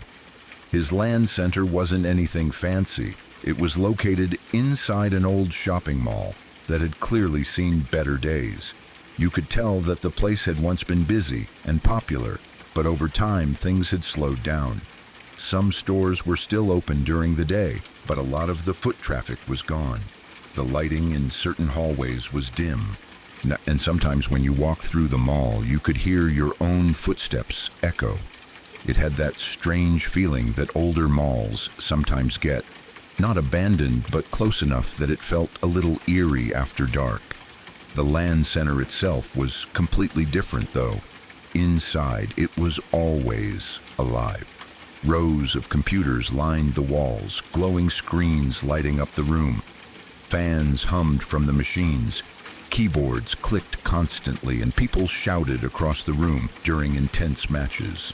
My friend hosted gaming parties every Friday night, and by the time everyone arrived, the place would be packed. People brought snacks, energy drinks, and sometimes even their own keyboards or headsets. It was the kind of environment where hours passed without anyone noticing. Everyone was focused on the games, the jokes, and the competition. For a bunch of teenagers, it was the perfect Friday night. Because the mall closed in the evening, we couldn't use the main entrances after a certain time. Instead, everyone had to go through a back door.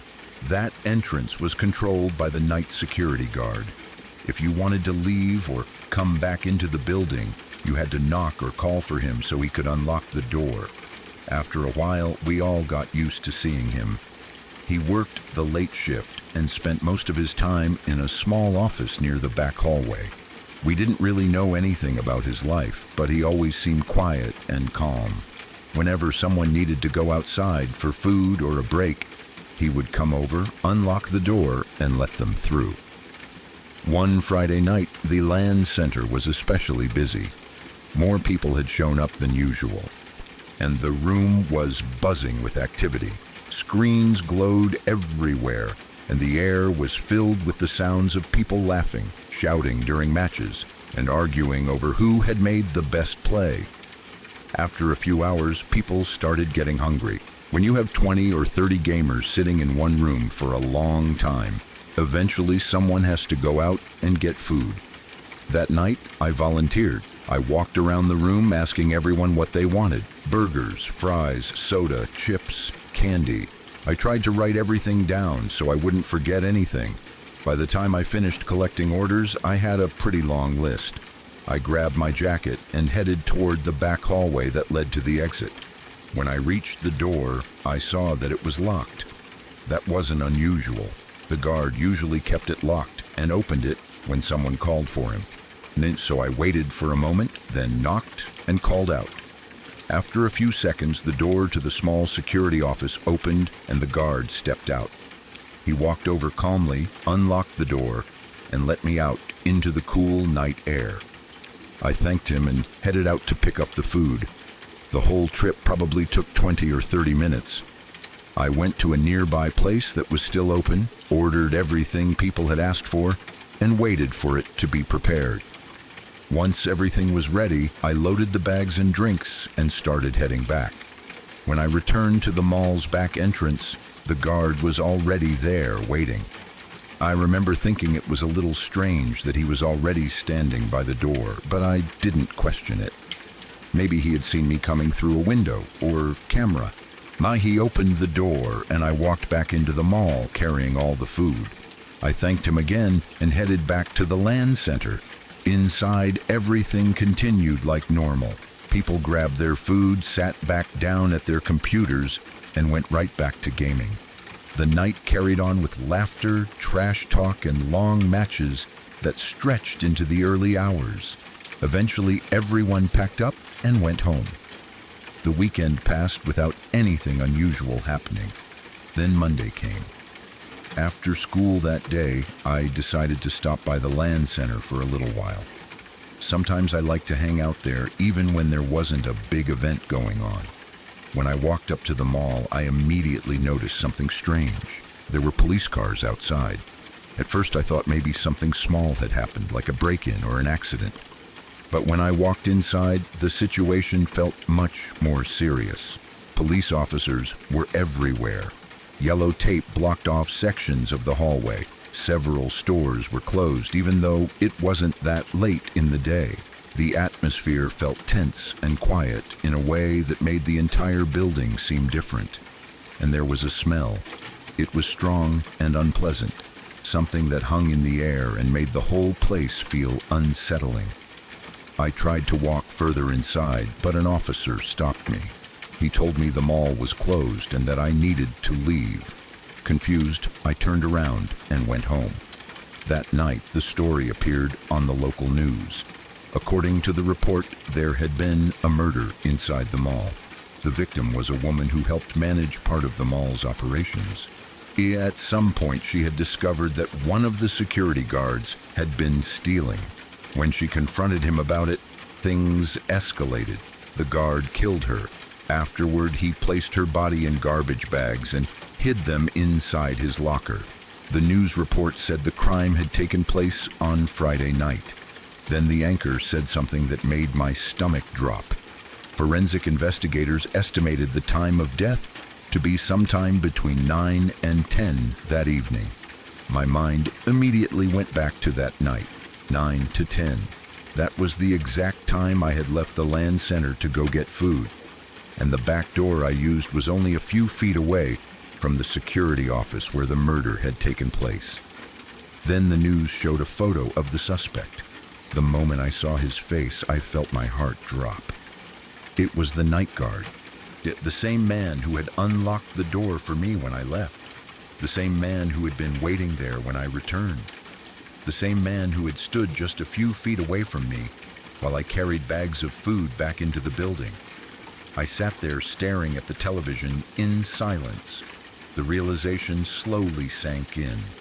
While I had been walking through that back hallway, knocking on the door and calling for the guard, that terrible crime might have already happened just steps away. Or it could have been happening at that exact moment. Even now, years later, thinking about that night still gives me chills. At the time, it felt like just another normal moment, a quick food run during a gaming party with friends. But afterward, knowing what had happened only a few feet away from where I stood, that memory feels completely different. It's strange how ordinary moments can exist so close to something terrible without us ever realizing it. That night I was focused on burgers, soda, and getting back to the games. Meanwhile, just down the hallway, something horrible had already taken place. And the man who opened that door for me was the one responsible.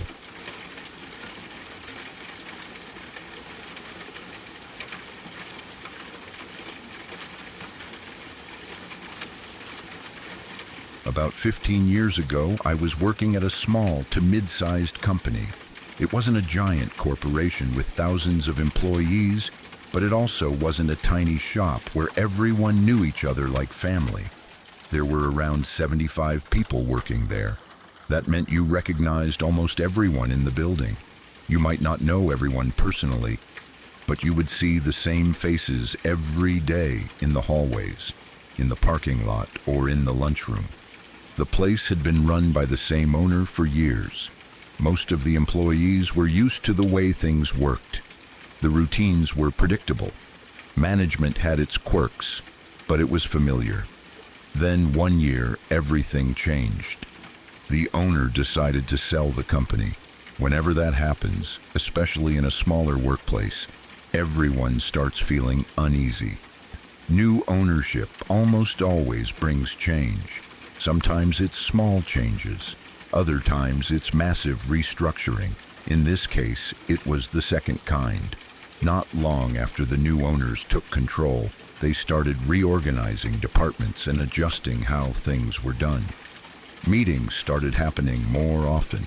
Managers seemed tense. Rumors started circulating through the building about layoffs. Then one day, it actually happened. About 15 employees were let go. For a company with 75 people, that was huge. It meant roughly 1 out of every 5 employees suddenly lost their job. The mood in the building shifted overnight. People were nervous. Everyone wondered if more cuts were coming. One of the people who got fired was a guy I had worked with for several years. I'll call him Dave. Dave was the kind of person who stood out in a workplace, but not necessarily in a good way. He wasn't evil or cruel, but he was difficult. He had a short temper and sometimes snapped at coworkers over small things. There were times he raised his voice in arguments about work tasks or procedures. He also had some personal hygiene issues that people quietly talked about behind his back. He had severe dandruff that would sometimes fall onto his shoulders, and he often had noticeable body odor.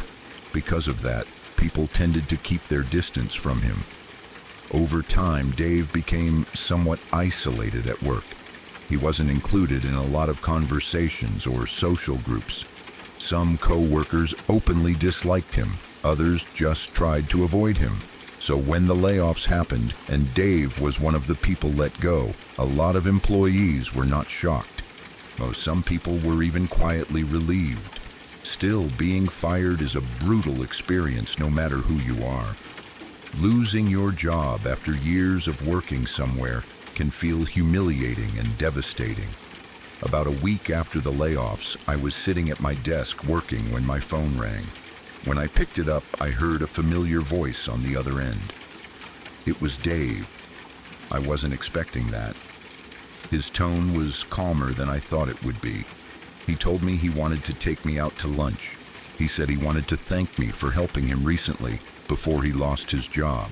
Before the layoffs happened, I had spent some time showing him how to operate a few machines in the shop. He told me that learning those skills would help him when he started looking for a new job. The request caught me off guard, but it seemed sincere. I agreed to go.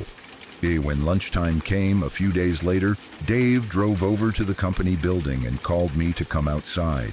I assumed he might be taking a couple of co-workers out together as a way of saying goodbye. But when I stepped into the parking lot, it was just him. We got into his car and drove to a nearby restaurant. At first, everything felt normal. We talked about work, about the layoffs, and about how things had changed since the company was sold. Dave said he felt betrayed by the new owners. He talked about how he had spent years working there and suddenly he was out. I listened and tried to be supportive. Losing your job can be emotionally overwhelming and people often need someone to talk to. But as lunch went on, the mood slowly began to shift. Dave started becoming more intense. His frustration turned into anger. He talked about co-workers he believed had treated him badly. He said some people in the company had never respected him. At first, I tried to steer the conversation toward the future. I suggested he might find a better job somewhere else. I told him that sometimes layoffs happen for business reasons and not personal ones. But Dave kept circling back to the same point. Eventually, he said something that made me uneasy. He told me that I was one of the few people at the company he actually liked. Then he said there were people there he would love to hurt. When someone says something like that, it's hard to know how seriously to take it. People say extreme things when they're angry. I tried to interpret it as emotional venting. Still, something about the way he said it didn't sit right with me. When lunch ended, we got back into his car to return to the office so I could go back to work. On the drive back, the conversation became even stranger. Dave started talking about the company building itself. He talked about how easy it would be to lock certain doors from the outside using boards. He mentioned how exits could be blocked. He talked about how someone could damage the building if they really wanted to.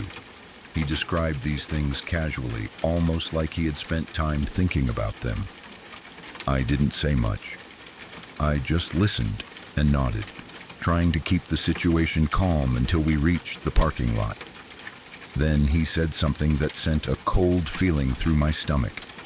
He told me that if anything ever happened, I didn't have to worry.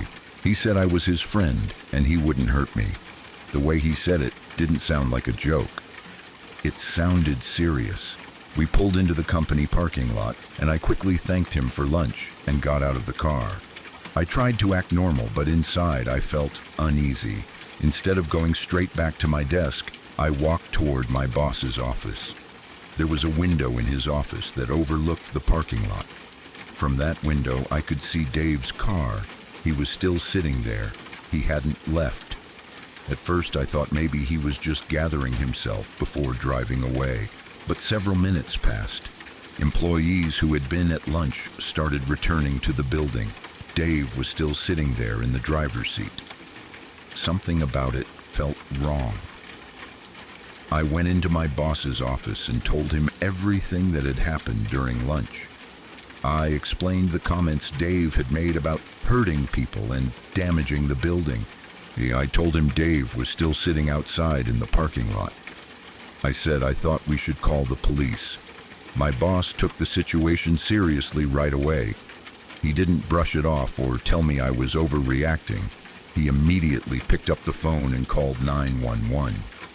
Within a few minutes, several police cars arrived. From the window, we watched as officers approached Dave's car. They spoke with him through the driver's side window and eventually asked him to step out. Dave complied. They guided him to the back of a patrol car while other officers searched his vehicle. Then they opened the trunk. Inside, they found items that made the situation far more frightening than I had imagined. There were boards, rope, and multiple firearms. From where we stood inside the building, we couldn't hear what the officers were saying. But we watched as they spoke with Dave for a long time. Eventually, they placed him fully into custody. Later, we learned that Dave had agreed to receive psychiatric help. I still think about that day sometimes. Maybe Dave never truly intended to harm anyone. Maybe he was angry, hurt, and thinking irrationally after losing his job. But the fact that he had weapons and materials in his car while sitting in the parking lot made the situation terrifying in hindsight. If something had happened inside that building, dozens of people could have been in danger. The realization hit me later that evening when everything had calmed down. What had started as a simple lunch invitation had almost turned into something much darker. For the rest of the day, I couldn't focus on work. My mind kept replaying every moment of the conversation. The way he had talked about hurting people. The way he had described blocking doors. The way he had reassured me that I was safe because I was his friend. It all sounded different once the police found those guns. Eventually, I asked my boss if I could leave early. I drove home still feeling shaken. That experience taught me something important. Sometimes people say things that seem like angry exaggerations. Sometimes we assume they are just venting, but occasionally those comments are warning signs. That day, trusting my instincts and telling someone about it may have prevented something terrible from happening. And even though many years have passed since then, I still remember the moment I looked out that office window and saw Dave sitting in his car, waiting in the parking lot as if he were deciding what to do next.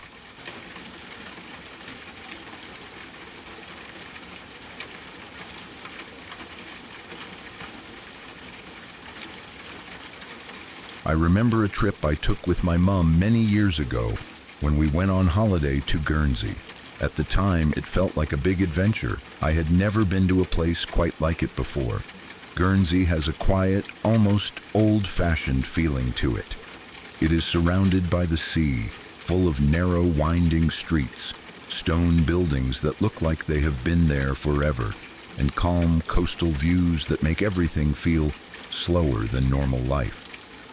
The moment we arrived on the island, I remember noticing how different everything felt. The air smelled like salt from the ocean, and there was always a faint sound of waves somewhere in the distance. Even the people seemed calmer. It felt like one of those places where time moves a little slower than everywhere else. Originally, we had planned to stay with a relative who lived on the island. That had been the arrangement for weeks before the trip. I remember my mom mentioning it several times while we were preparing for the journey, but when we arrived, something had changed. For reasons I never fully understood, our relative suddenly couldn't host us anymore. It wasn't because of an argument or anything dramatic. It was just one of those situations where plans change unexpectedly. So instead, my mom booked us into a small hotel. The place we stayed in was not one of those big modern hotels you see in large cities. It was smaller and had the feeling of an old building that had been converted into apartment-style rooms. Each unit was almost like a little flat. There was a small living area, a tiny kitchen space, and separate sleeping areas. It wasn't fancy, but it was comfortable enough for a holiday. The building itself had a kind of worn charm. The wooden floors creaked slightly when you walked across them, and the hallways were narrow and quiet. It wasn't creepy, but it definitely felt old. The kind of place where you could imagine many different travelers staying over the years. Because the room was more like a flat, my mom and I had separate sleeping spaces. That felt exciting to me at the time. On most family trips, I always shared a room with a parent, so having my own sleeping area made the trip feel a bit more grown up. The first day on the island had been long and tiring. We had traveled for hours, checked into the hotel, walked around town, and explored the harbor. By the time evening came, I was completely exhausted. Travel always drains your energy more than you realize. After dinner, we returned to the hotel. Outside, the island was quiet in a way that I wasn't used to. There were no loud city sounds, no traffic noise, just wind moving through the streets and sometimes the distant sound of the sea. I remember getting ready for bed and thinking about nothing except how tired I was. That's when the small mistake happened. I forgot to lock the door. It seems like such a small thing now, but when you're tired, your brain goes on autopilot. I must have walked in, closed the door, and never even thought about turning the lock. Then I climbed into bed and fell asleep almost immediately. The night passed quietly. Nothing woke me up. No strange sounds, no interruptions. Just a normal night of sleep in a peaceful little hotel room. Morning came slowly. I woke up in that strange half-asleep state where you're aware of your surroundings but your mind hasn't fully caught up yet. The room was dim with early morning light coming through the curtains. At first, everything felt normal. Then I noticed something. There was someone behind me. For a moment, my brain couldn't process what I was feeling. I could feel warmth near my back, the presence of another body in the bed. At first, I thought I must still be dreaming. Then I turned my head slightly. There was a middle-aged man lying behind me, almost spooning me like it was the most normal situation in the world. My heart immediately started racing. I froze completely. My mind went from confusion to panic in about half a second. I had never seen this person before in my life. I had no idea who he was or how he got there. The room suddenly felt much smaller than it had a moment earlier. The man was asleep, completely passed out. His breathing was slow and heavy, and there was a strong smell of alcohol, the kind of smell that tells you someone had a lot to drink the night before. For several seconds, I didn't move at all. My brain started racing through possibilities. Had he broken in? Was he dangerous? Had he been there all night while I was sleeping? Then the realization hit me. The door. I hadn't locked it. The man must have wandered in during the night. Even knowing that didn't make the situation any less terrifying. Someone had walked into the room while I was asleep, and I hadn't noticed at all. Very slowly, I slipped out of the bed. I moved as carefully as possible, trying not to wake him. Every small movement felt extremely loud. When the floor creaked slightly under my foot, I froze and waited to see if he would move. He didn't. Once I was standing, I quickly looked around the room for something I could use if I needed to defend myself. That's when I saw the cider bottle. It had been left in the room from the night before. In that moment, it instantly became my only plan for self-defense. I grabbed it and held it tightly in my hand. Clutching the bottle, I slowly moved toward the door. Every step felt deliberate and careful. My only goal was to leave the room without waking him. Finally, I reached the hallway. The moment I stepped outside, I felt a huge wave of relief. I could breathe again. I went straight to find my mom and told her what had happened. Her reaction was surprisingly calm compared to mine. She looked concerned, of course, but she didn't panic. Instead, she simply walked into the room and woke the man up. What happened next was almost ridiculous compared to how frightening the situation had felt just moments earlier. The man woke up confused and groggy. He looked around the room slowly, clearly trying to figure out where he was. Then it became obvious what had happened. He had gotten extremely drunk the night before. At some point during the night, he had apparently wandered into the wrong flat. When he saw the door open, he must have assumed it was his own room and simply went inside and collapsed into bed. To him, it probably felt like he had just come home and gone to sleep. When he realized what had actually happened, he seemed embarrassed but fairly friendly about the whole situation. He apologized, gathered himself, and quickly left the room. But by that point, I was still shaken. I avoided eye contact completely and stood there quietly holding the cider bottle like I might still need it. Once he left, the tension in the room slowly faded. At first, I kept replaying the moment in my head. Waking up and realizing a stranger was lying right behind you is not something you forget easily. But as time passed, the situation started to feel strange in a different way. Later on, it almost became funny in a bizarre sense. Not funny at the time because I had been genuinely scared and embarrassed. But looking back, the whole situation had the strange feeling of a story that sits somewhere between frightening and ridiculous. A drunk stranger accidentally wandering into the wrong hotel room and falling asleep in someone else's bed sounds almost like something from a strange comedy. But when it actually happens to you, it feels much more like a real intruder situation. For a long time after that experience, I became very careful about locking doors. That one small mistake created one of the strangest moments of my life. Luckily, the man had no bad intentions. He was simply extremely drunk and extremely lost. But the moment of waking up and realizing someone else was there is something my brain never really forgot. It's one of those memories that makes you laugh a little now, but at the time it felt like the beginning of a very terrifying story. And ever since that trip, I always double-check the door lock before going to sleep.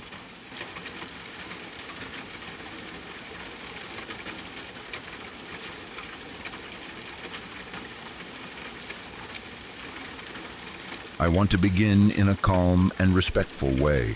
There is no confirmed public record of a case in Maine or anywhere else in the United States where two parents cooked their sons in an oven and left it on in the exact way that story is often described. When something that extreme truly happens, there are names, dates, court records, news reports, and public documentation attached to it. Stories without those details often turn out to be rumors, distorted retellings, or misunderstandings of entirely different crimes. That does not mean your reaction is wrong. It does not mean the story did not deeply affect you. It simply means that when something this serious is discussed, facts matter. Rumors about extreme violence can spread quickly, especially when they are repeated over years without anyone checking where they began. But beyond whether the exact story is true, the real question you are asking is much deeper. You are not only asking, did this happen? You are asking, if something like this ever did happen, how could two parents both agree to do something so unthinkable? That question is very human. When we hear about extreme crimes involving children, especially crimes involving parents, something inside us reacts immediately. There is a deeply rooted expectation that parents protect their children. Across cultures, across countries, across time periods, that instinct is considered natural and fundamental. So when we hear a story that completely reverses that expectation, it does not just disturb us, it shakes our understanding of how human relationships are supposed to work. Calling something evil is often our first response. But you are right to feel that the word can seem vague. Evil expresses moral outrage, but it does not explain how two people could arrive at such a point together. When extreme crimes involve more than one adult, psychologists and criminologists usually look at several possible factors. None of these explanations excuse behavior. They are not justifications. They are attempts to understand how minds can break down or distort reality in ways that most people cannot imagine. One possibility, although rare, is something known as shared psychosis. The technical term often used is folie à deux, which means madness of two. In these cases, two closely connected individuals begin sharing the same delusional beliefs. Typically, one person develops a strong psychotic belief system first. The second person, often emotionally dependent or submissive, gradually adopts those beliefs. Over time, they reinforce each other's distorted thinking. Imagine two people living in isolation, cut off from outside perspectives. If one begins to believe something irrational or paranoid, and the other repeats and confirms that belief daily, their shared reality can drift further and further from normal reasoning. In documented cases, people have believed neighbors were plotting against them, or that unseen forces were controlling their lives. When no outside voice challenges those ideas, they can grow stronger. However, even in documented shared psychosis cases, extremely violent acts are rare. The condition exists, but it is not common, and it does not automatically lead to horrific crimes. It is one piece of a very complicated puzzle.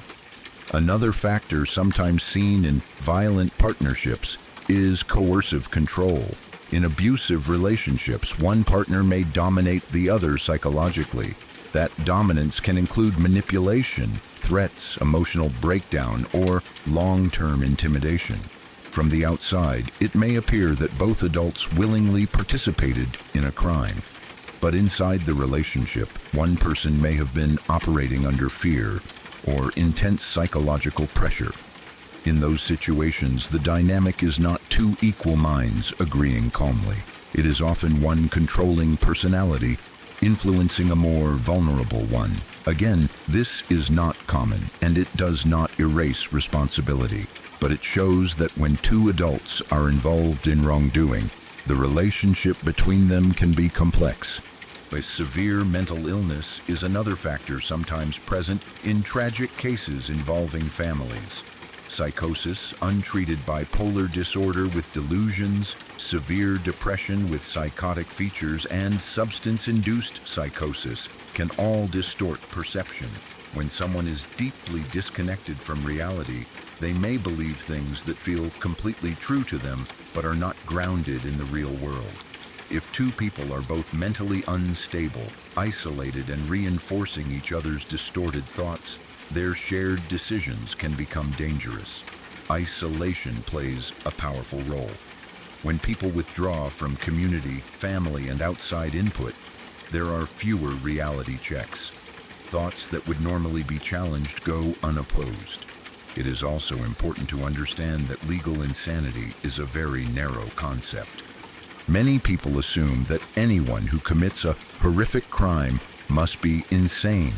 In legal terms, insanity usually means that the person did not understand the nature of their actions or did not know right from wrong at the time. That standard is difficult to meet. Many individuals who commit terrible crimes are not legally insane. They may have personality disorders, long histories of trauma, substance abuse problems, or severe emotional instability. They may understand that what they are doing is wrong, but they act anyway. What makes the idea of two parents acting together so disturbing is the assumption that one of them should stop the other. We expect at least one voice of reason. When that does not happen, it feels coordinated and intentional. That is what makes it feel more frightening than a single individual losing control. But human history shows that people can align around destructive beliefs. Cults are a clear example. In cult environments, large groups of people can accept ideas that outsiders immediately recognize as irrational or harmful. The process usually involves isolation, repeated reinforcement of belief, emotional manipulation, and fear. On a much smaller scale, two people in a closed environment can create a similar echo chamber. If both are already unstable and both reinforce each other's fears or anger, their moral boundaries can weaken together. That does not mean such cases are common. They are not. They are rare outliers. Most parents, regardless of background, have strong protective instincts. The overwhelming majority of families never come close to anything resembling that kind of violence. It is also important to consider something else gently. Stories passed from person to person over years often change. Details get sharpened, emotions intensify, facts get compressed. Sometimes separate events merge into one dramatic version. For example, there have been tragic cases where children died due to neglect, accidents, or mental health crises involving parents. Over time, those cases can be retold in ways that make them sound even more extreme. This does not necessarily mean someone lied intentionally. Human memory and storytelling naturally reshape events. When a story does not include specific names, dates, locations, or documented records, it is often a sign that it may not exist in the way it is being described. The emotional reaction you are having is actually a healthy sign. You feel disturbed because something about the story violates your sense of what parents are supposed to be. That reaction shows empathy. It shows that your moral instincts are intact. Sometimes people worry that asking for a psychological explanation means excusing behavior. It does not. Understanding how something could happen does not mean accepting it. Psychology seeks mechanisms, not moral approval. It is also important to recognize how graphic rumors can affect us. Even if an event is not verified, the mental image can stay with us for years. Our brains respond strongly to vivid, shocking imagery. Once an image forms, it can replay in the background of our thoughts, especially if it involves children. If a story like this has lingered in your mind, it may help to ask simple grounding questions. Where did I first hear this? Was it from a news article or from a friend's retelling? Has anyone ever cited an actual case? Sometimes tracing the source can reduce the power the story holds over us. In the modern world, information spreads quickly. Social media, online forums, and word-of-mouth conversations can amplify rumors before anyone verifies them.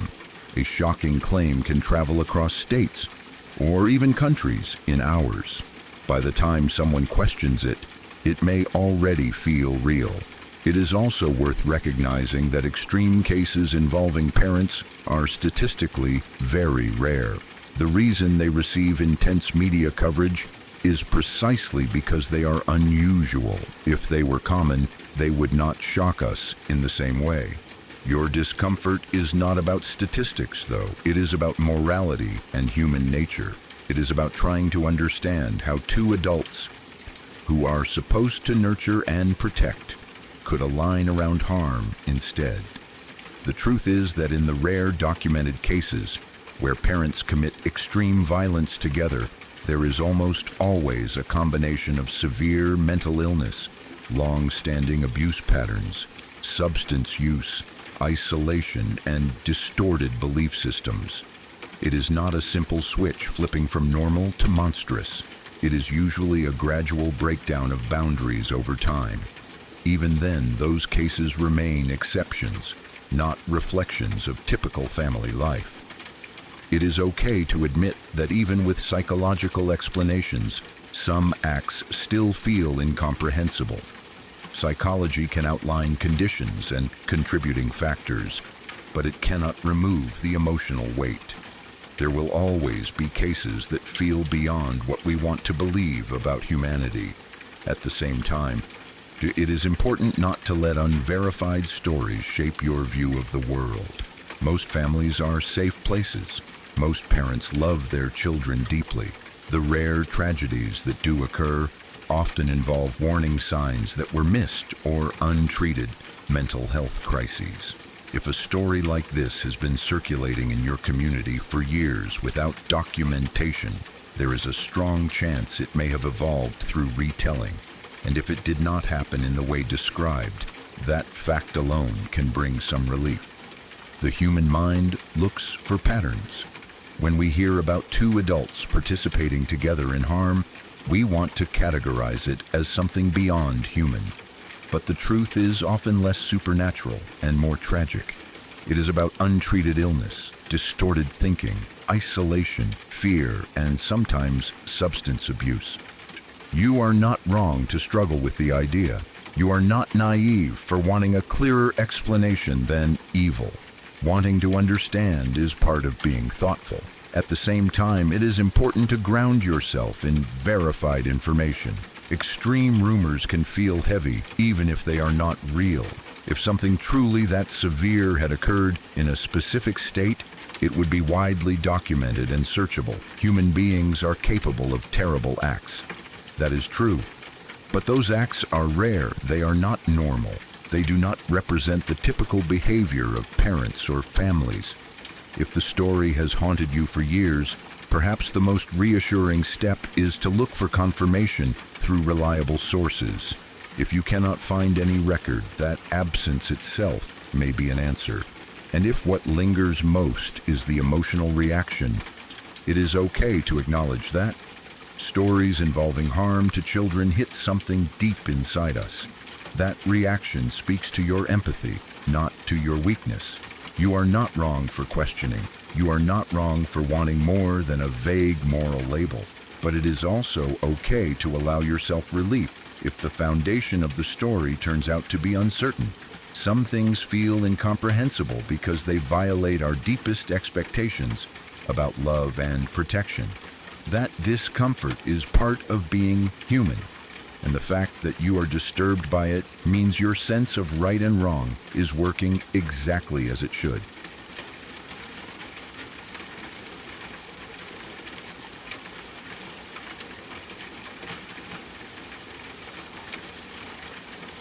I have always found the story of the children of Hamelin unsettling in a quiet, lingering way. It is not loud horror. It is not filled with dramatic violence or monsters. It is the kind of story that creeps into your thoughts when you imagine an entire town waking up to silence where there used to be children's voices. The detail that has always stayed with me is a line from the town's early records. When the written records of Hamelin begin in the late 1300s, there is a sentence that reads something like, "It is 100 years since our children left us." That is not the kind of sentence you expect to see at the beginning of a town's history. It feels heavy, like a wound that never fully healed. Most people know Hamelin because of the legend of the Pied Piper. The story is simple on the surface. A town is overrun with rats. The mayor promises to pay a mysterious man who claims he can solve the problem. The man walks through the streets playing a flute, and the rats follow him out of town. But when the time comes to pay him, the town refuses. In revenge, he returns at night, plays his flute again, and this time all the children follow him out of the town. They disappear forever. As a fairy tale, it sounds dramatic and symbolic. It has clear moral lessons about broken promises and consequences. But what makes it more disturbing is that there is a real historical event behind it. Hamelin is a real town in Germany, and something truly strange did happen there in the late 1200s. The earliest versions of the story, before it became a colorful children's tale, are much darker and simpler. There is no mention of rats in the oldest records. The rats were added later, possibly hundreds of years afterward. The earliest references only mention that many children left Hamelin on a certain day and never returned. That alone is strange enough. There are different theories about what actually happened. One of the most well-known explanations connects the event to what is called the Children's Crusade. In the early 1200s, there were movements across Europe where large groups of young people, and possibly adults as well, were inspired to travel to the Holy Land. The idea was that their innocence would succeed where trained soldiers had failed. The details of the Children's Crusade are debated by historians. Some believe it was not made up entirely of children, but included poor adults and teenagers. Others think the term children may have referred to people who were landless or poor, rather than literally young kids. But what is clear is that groups of people set out across Europe, believing they were part of something holy and important. One version of the theory suggests that a boy gathered followers and led them across the Alps toward Italy. From there, they hoped to reach the Holy Land by sea. But things did not go as planned. The journey was long and dangerous. Many likely died from hunger, disease, or exhaustion. Some stories say that ships were arranged for them in Venice, but instead of taking them to Jerusalem, they were transported to North Africa and sold into slavery. If that happened, it would explain why the children never came back. There is a theory that Hamelin allowed or even encouraged its young people to leave on such a journey because the town was struggling economically. Perhaps they saw it as a way to reduce the number of mouths to feed. Perhaps they truly believed in the religious cause and thought their children would return as heroes. But even that explanation leaves a deep sadness behind. Imagine being a parent in that town. Imagine watching your child leave, thinking they were going on a holy mission, only to realize later that they would never return. Another theory suggests that the children of Hamelin did not vanish into slavery or crusade at all, but instead migrated east. During the 1200s, many regions in Eastern Europe were encouraging settlers to move and build new communities. Young people from crowded or struggling towns sometimes left to seek opportunity elsewhere. In this version of the story, the Pied Piper might have been a recruiter. He could have been someone hired to attract young workers to new settlements. His colorful clothing and music might have been symbolic of a leader who gathered followers. If this is true, then the children were not literally led away by magic, but persuaded to leave in search of a better life. That explanation is less dramatic, but still haunting. An entire generation leaving at once would have changed the town forever. It would explain why later records remembered it as a loss so great that it defined their history. There are also darker possibilities. Some historians have suggested that a disease or natural disaster might have killed many of the town's children at once. In medieval times, outbreaks of plague or other illnesses could wipe out large parts of a population. Perhaps the Pied Piper was a symbol for death itself, leading the young away. But what makes the Hamelin story stand out is that the town itself remembered the event very clearly. There are records of stained glass windows that once depicted children leaving with a man dressed in colorful clothing. There are old notes that describe a specific date in 1284 when around 130 children left the town. That level of detail suggests that something significant really happened.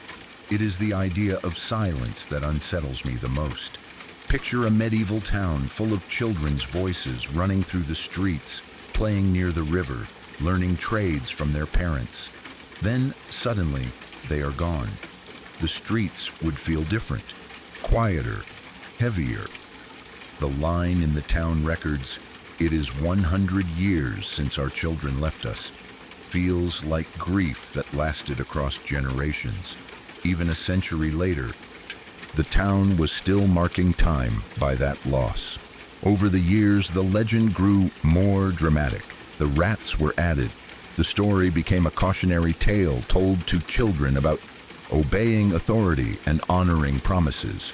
The image of a man in bright clothing playing a flute became iconic.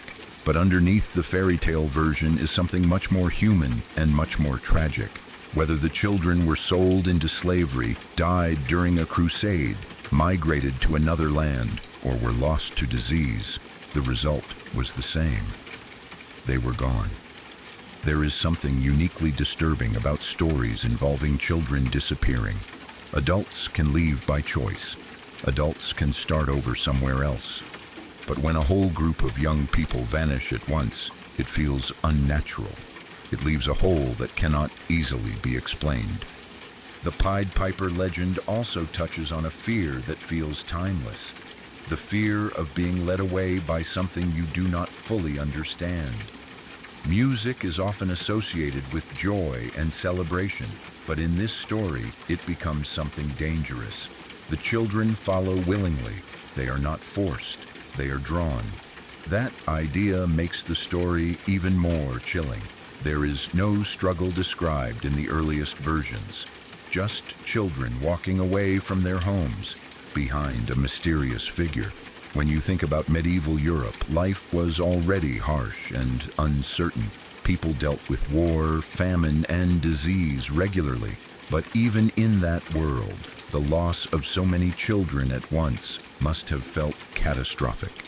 The fact that the rats were added later almost feels like an attempt to make the story easier to understand. The rats create a clear motive and a moral lesson.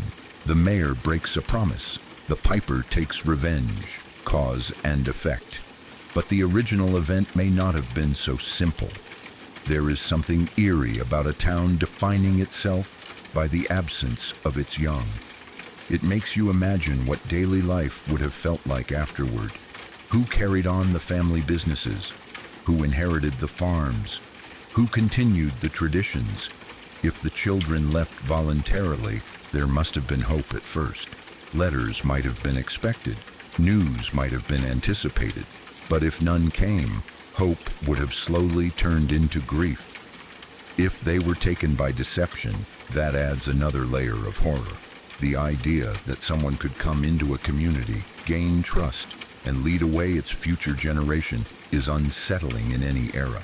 Even today, the story resonates because it touches on something universal. Parents fear losing their children. Communities fear losing their future. The Pied Piper legend turns that fear into a symbol. What fascinates me most is that the town of Hamelin has never fully escaped this story. Even now, the legend is part of its identity. There are statues and references. Tourists visit because of it. But behind the tourism and storytelling is a centuries-old mystery. The story may not be the most shocking or violent one in history. There are far darker events recorded in books. But there is something quietly disturbing about a city where, according to its own records, the children simply left and never came back. It is not loud horror. It is not dramatic bloodshed. It is a slow, haunting absence. When I think about it, I imagine the sound of footsteps fading down a cobblestone street, a town watching from windows, parents unsure whether to follow, a figure walking at the front, music drifting behind him, and then silence. That is what makes the story of Hamelin so unsettling to me. Not just the legend of the Piper, but the historical reality that something happened there. Something so significant that a century later, the town was still counting the years since its children were gone. That kind of loss does not disappear easily. It becomes part of the foundation of a place. And maybe that is why the story still lingers in people's minds today.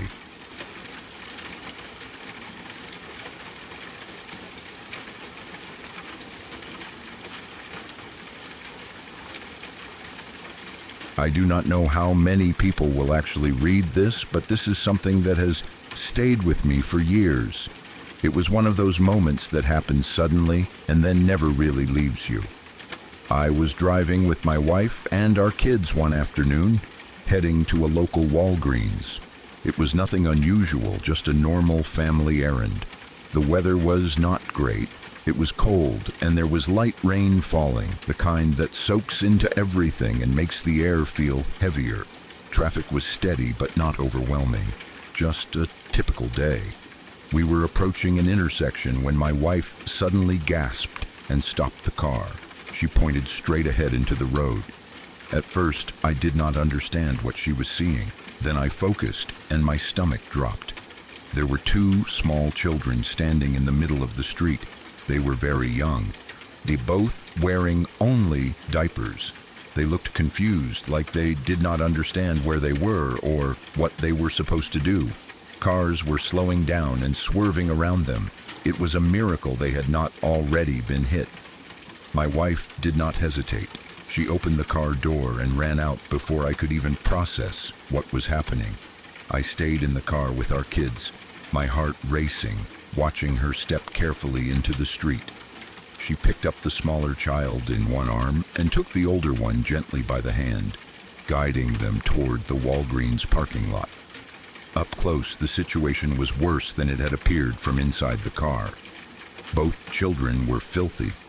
Their diapers were extremely soiled.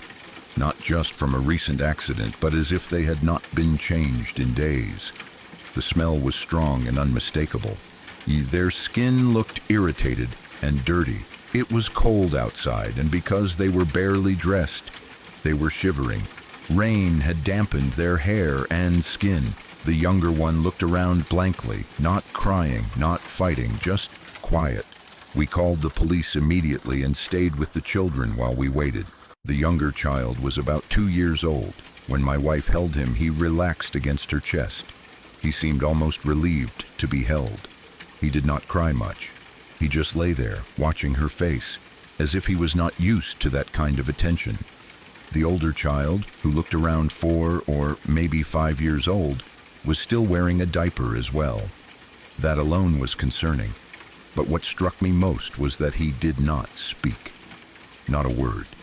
He made small, grunting noises and whimpers, but there was no language. He looked frightened of anyone who came close. His eyes darted around constantly. At one point, he tried to run away, not toward anything specific, just away. I gently stopped him and kept him near us, not restraining him harshly, just making sure he did not wander back into traffic. Eventually, I wrapped a warm blanket around him that someone had brought from their car. I hummed softly, just to create some kind of calm environment. After a few minutes, he stopped trying to run and just stood there, stiff and quiet. The police arrived about 10 or 15 minutes later.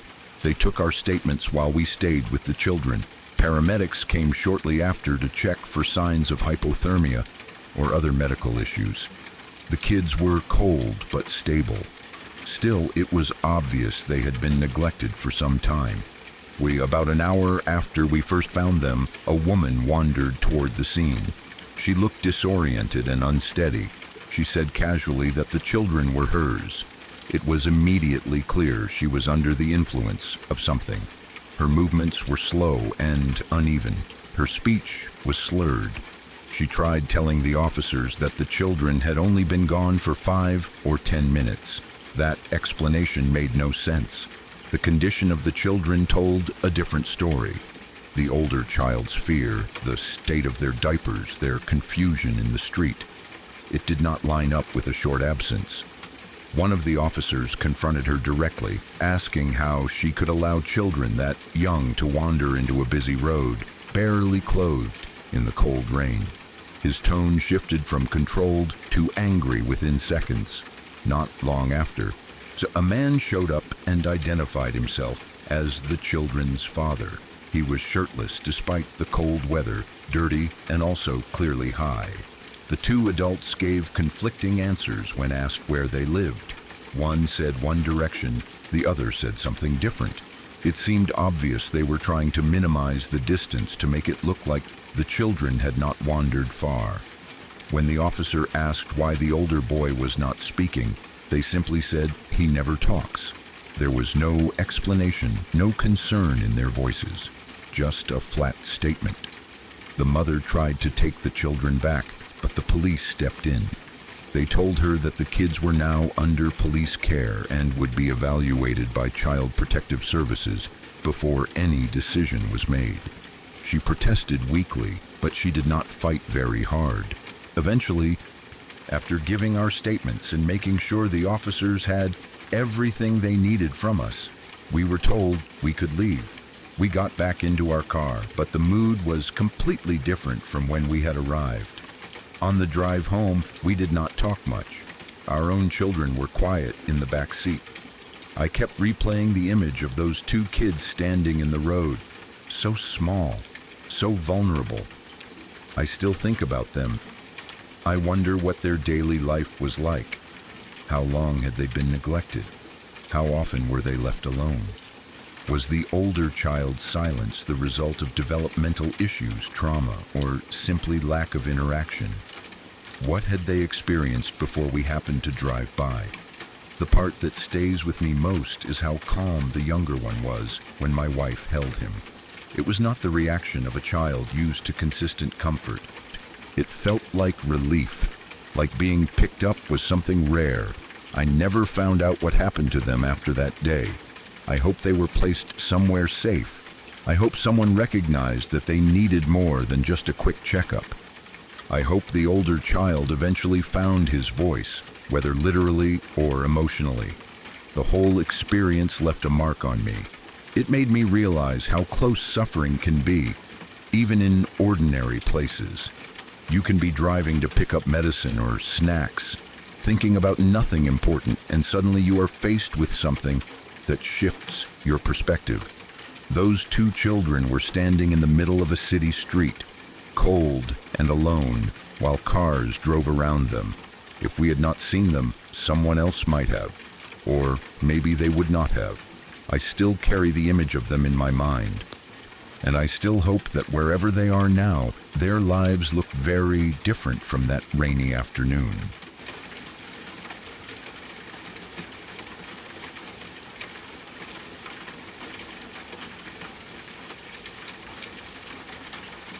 Thank you for spending your night with me. I hope these lullabies stay with you, but not too close. If you found these stories chilling, please like the video and subscribe to join the family. Every comment and sub helps us keep the darkness growing. Get as comfortable as you can, stay safe, and I'll see you in the next one. Sweet dreams.